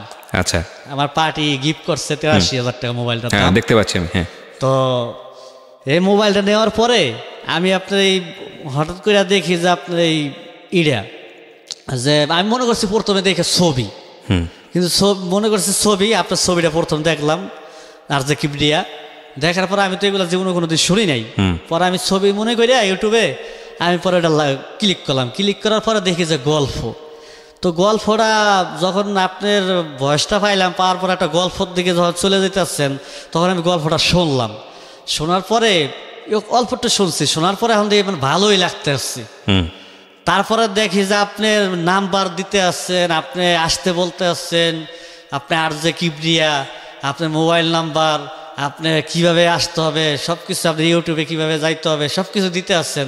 তখন আমি আপনার এই নাম্বারটা, আমি মানে এটার উপর এমন ভক্ত হয়ে গেলাম, আমি প্রতিদিন রাইতে 4টা পর্যন্ত আপনার এই গল্পগুলো শুনি, প্রতিদিন শুনি, এখনো শুনি, এবং আজকেও রাইতে 4টা পর্যন্ত আমি গল্প শুনছি।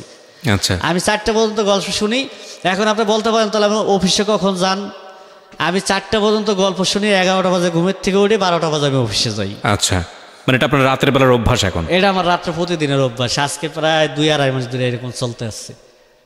ওকে, তারপরে মনে হলো যে না, আপনার এই গল্পটা বলার জন্য আপনি স্টুডিও। তারপরে আমি আপনার এই নাম্বারটা নিয়ে পরে আপনার ফোন দিলাম। ফোন দেওয়ার পরে আপনি মানে কি একটা ভয়েস ছাড়লেন, ভয়েস ছাড়ার পরে টুন করে উঠলো, পরে আমি কথা বলতে আছি কিন্তু আপনি তো কথা বলেন না, রেকর্ড হয় এখানে, রেকর্ড। তখন আমি বুঝলাম যে এটা মনে হয় রেকর্ড হইতেছে। পরে আমার ম্যাডাম আমি বললাম এটা মনে হয় রেকর্ড হইতেছে, পরে মনে হয় আমার যোগাযোগ করবো।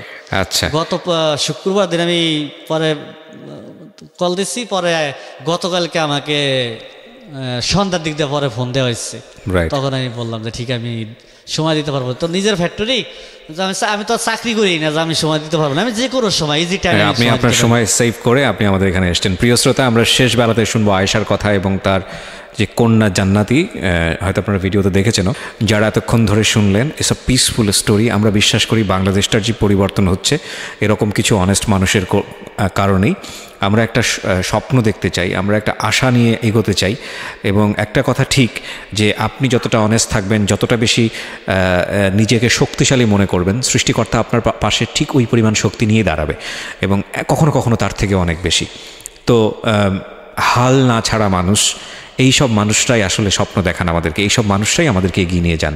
এবং আমরা বিশ্বাস করি যে এই সব মানুষের হাত ধরেই একদিন সোনার বাংলাদেশের যে স্বপ্নটা আমাদের, সেটা নিশ্চয়ই আমাদের পূরণ হবে। আপনার ফ্যাক্টরির ঠিকানাটা যদি বলেন আপনি, আপনাকে অনেক মানুষই হয়তো এই অনুষ্ঠান শোনার পরে দেখতে যাবে। ফ্যাক্টরির ঠিকানা আমি আবদুল্লাপুর নামবে, ওখানে সিএনজি খন্দকার পাম্প আছে, তার দক্ষিণ পাশ দিয়ে একটা রোড ঢুকছে, পূর্ব দিকে রেল লাইন পার হইয়া আটিপাড়া কাঁচা বাজার মোড় মিষ্টির দোকানের সামনে নাম গিয়া 2 থেকে 300 গজ সামনে গেলে আর ডান পাশে একটা বিল্ডিং আছে, এই বিল্ডিংয়ে আমার ফ্যাক্টরি নিচতলায়।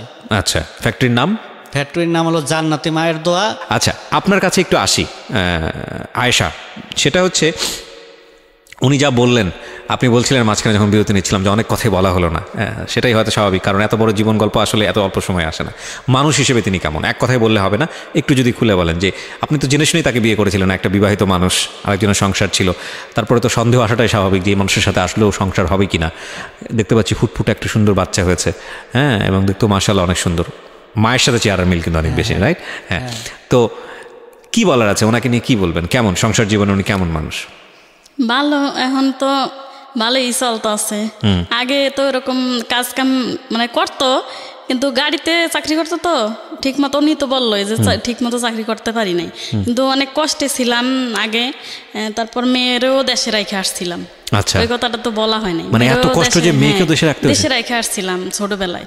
আমার শাশুড়ি পালছিল, তারপরে আমি চাকরি করতাম, তারপরে আবার এই প্রোডাকশনেও কাজ করতাম। উনি বললো না যে ওনারা এই বন্ধুর ফ্যাক্টরি আছে, ওখানে কাজ করতাম প্রোডাকশনে। তারপরে যখন নিজে ফ্যাক্টরি দেওয়া হইলো, তখনও ও আসে না, তখন আবার ওর দাদির পাগল হয়ে গেছে, দাদির কাছে তার আসেন।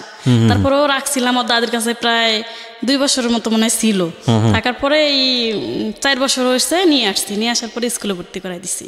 আচ্ছা, যাক মাশাআল্লাহ, এখন ভালোই চলতেছে, ভালোই আছি, স্বামী সন্তান নিয়ে ভালোই আছি এখন।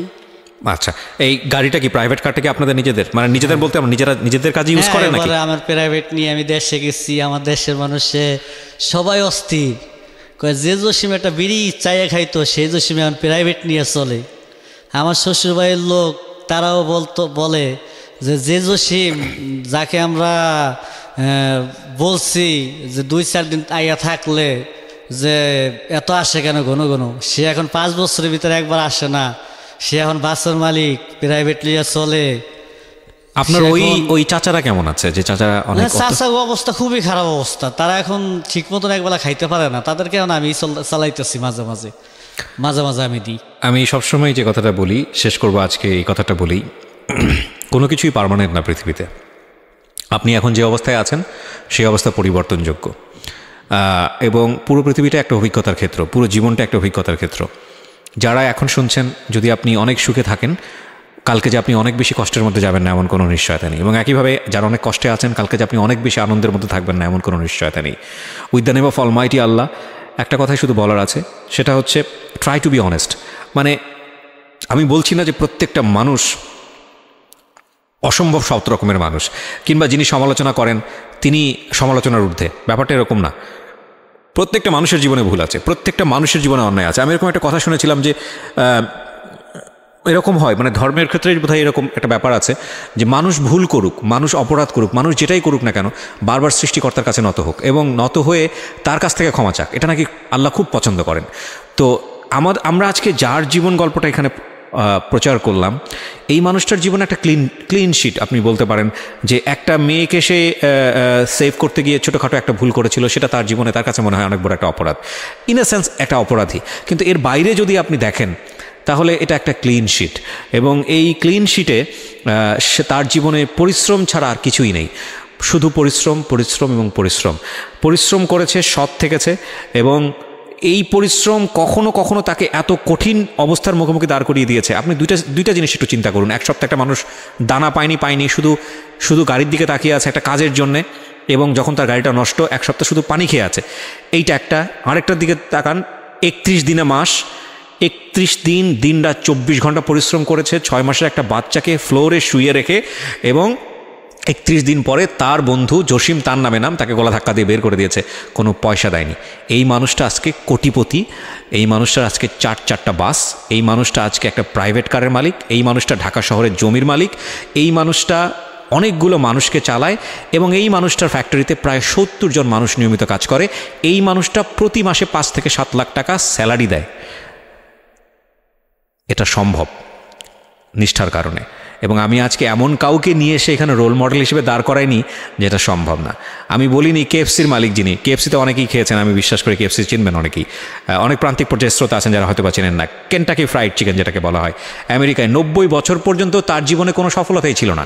90 বছরে এসে সে এমন কিছু একটা আবিষ্কার করলো যে পুরা দুনিয়াতে এখন সেটার চেইন শপ, কোটি কোটি, সে বিলিয়ন ডলারের মালিক। হ্যাঁ, এবং আমি তাকে আপনাদের সামনে উদাহরণ হিসেবে দাঁড় করাইনি, কিংবা আমি যদি আরও বড় বড় মানুষের নাম বলি যাদেরকে পৃথিবী জুড়ে চেনে, তাদেরকে উদাহরণ হিসেবে দাঁড় করাইনি। আমি এই জসিমকে আপনার জীবনে উদাহরণ হিসেবে দাঁড় করাতে চাই, যাতে করে আপনি মানতে পারেন, যাতে করে আপনি বিশ্বাস করতে পারেন যে না, এরকম জসিম আপনার দ্বারাও হওয়া সম্ভব।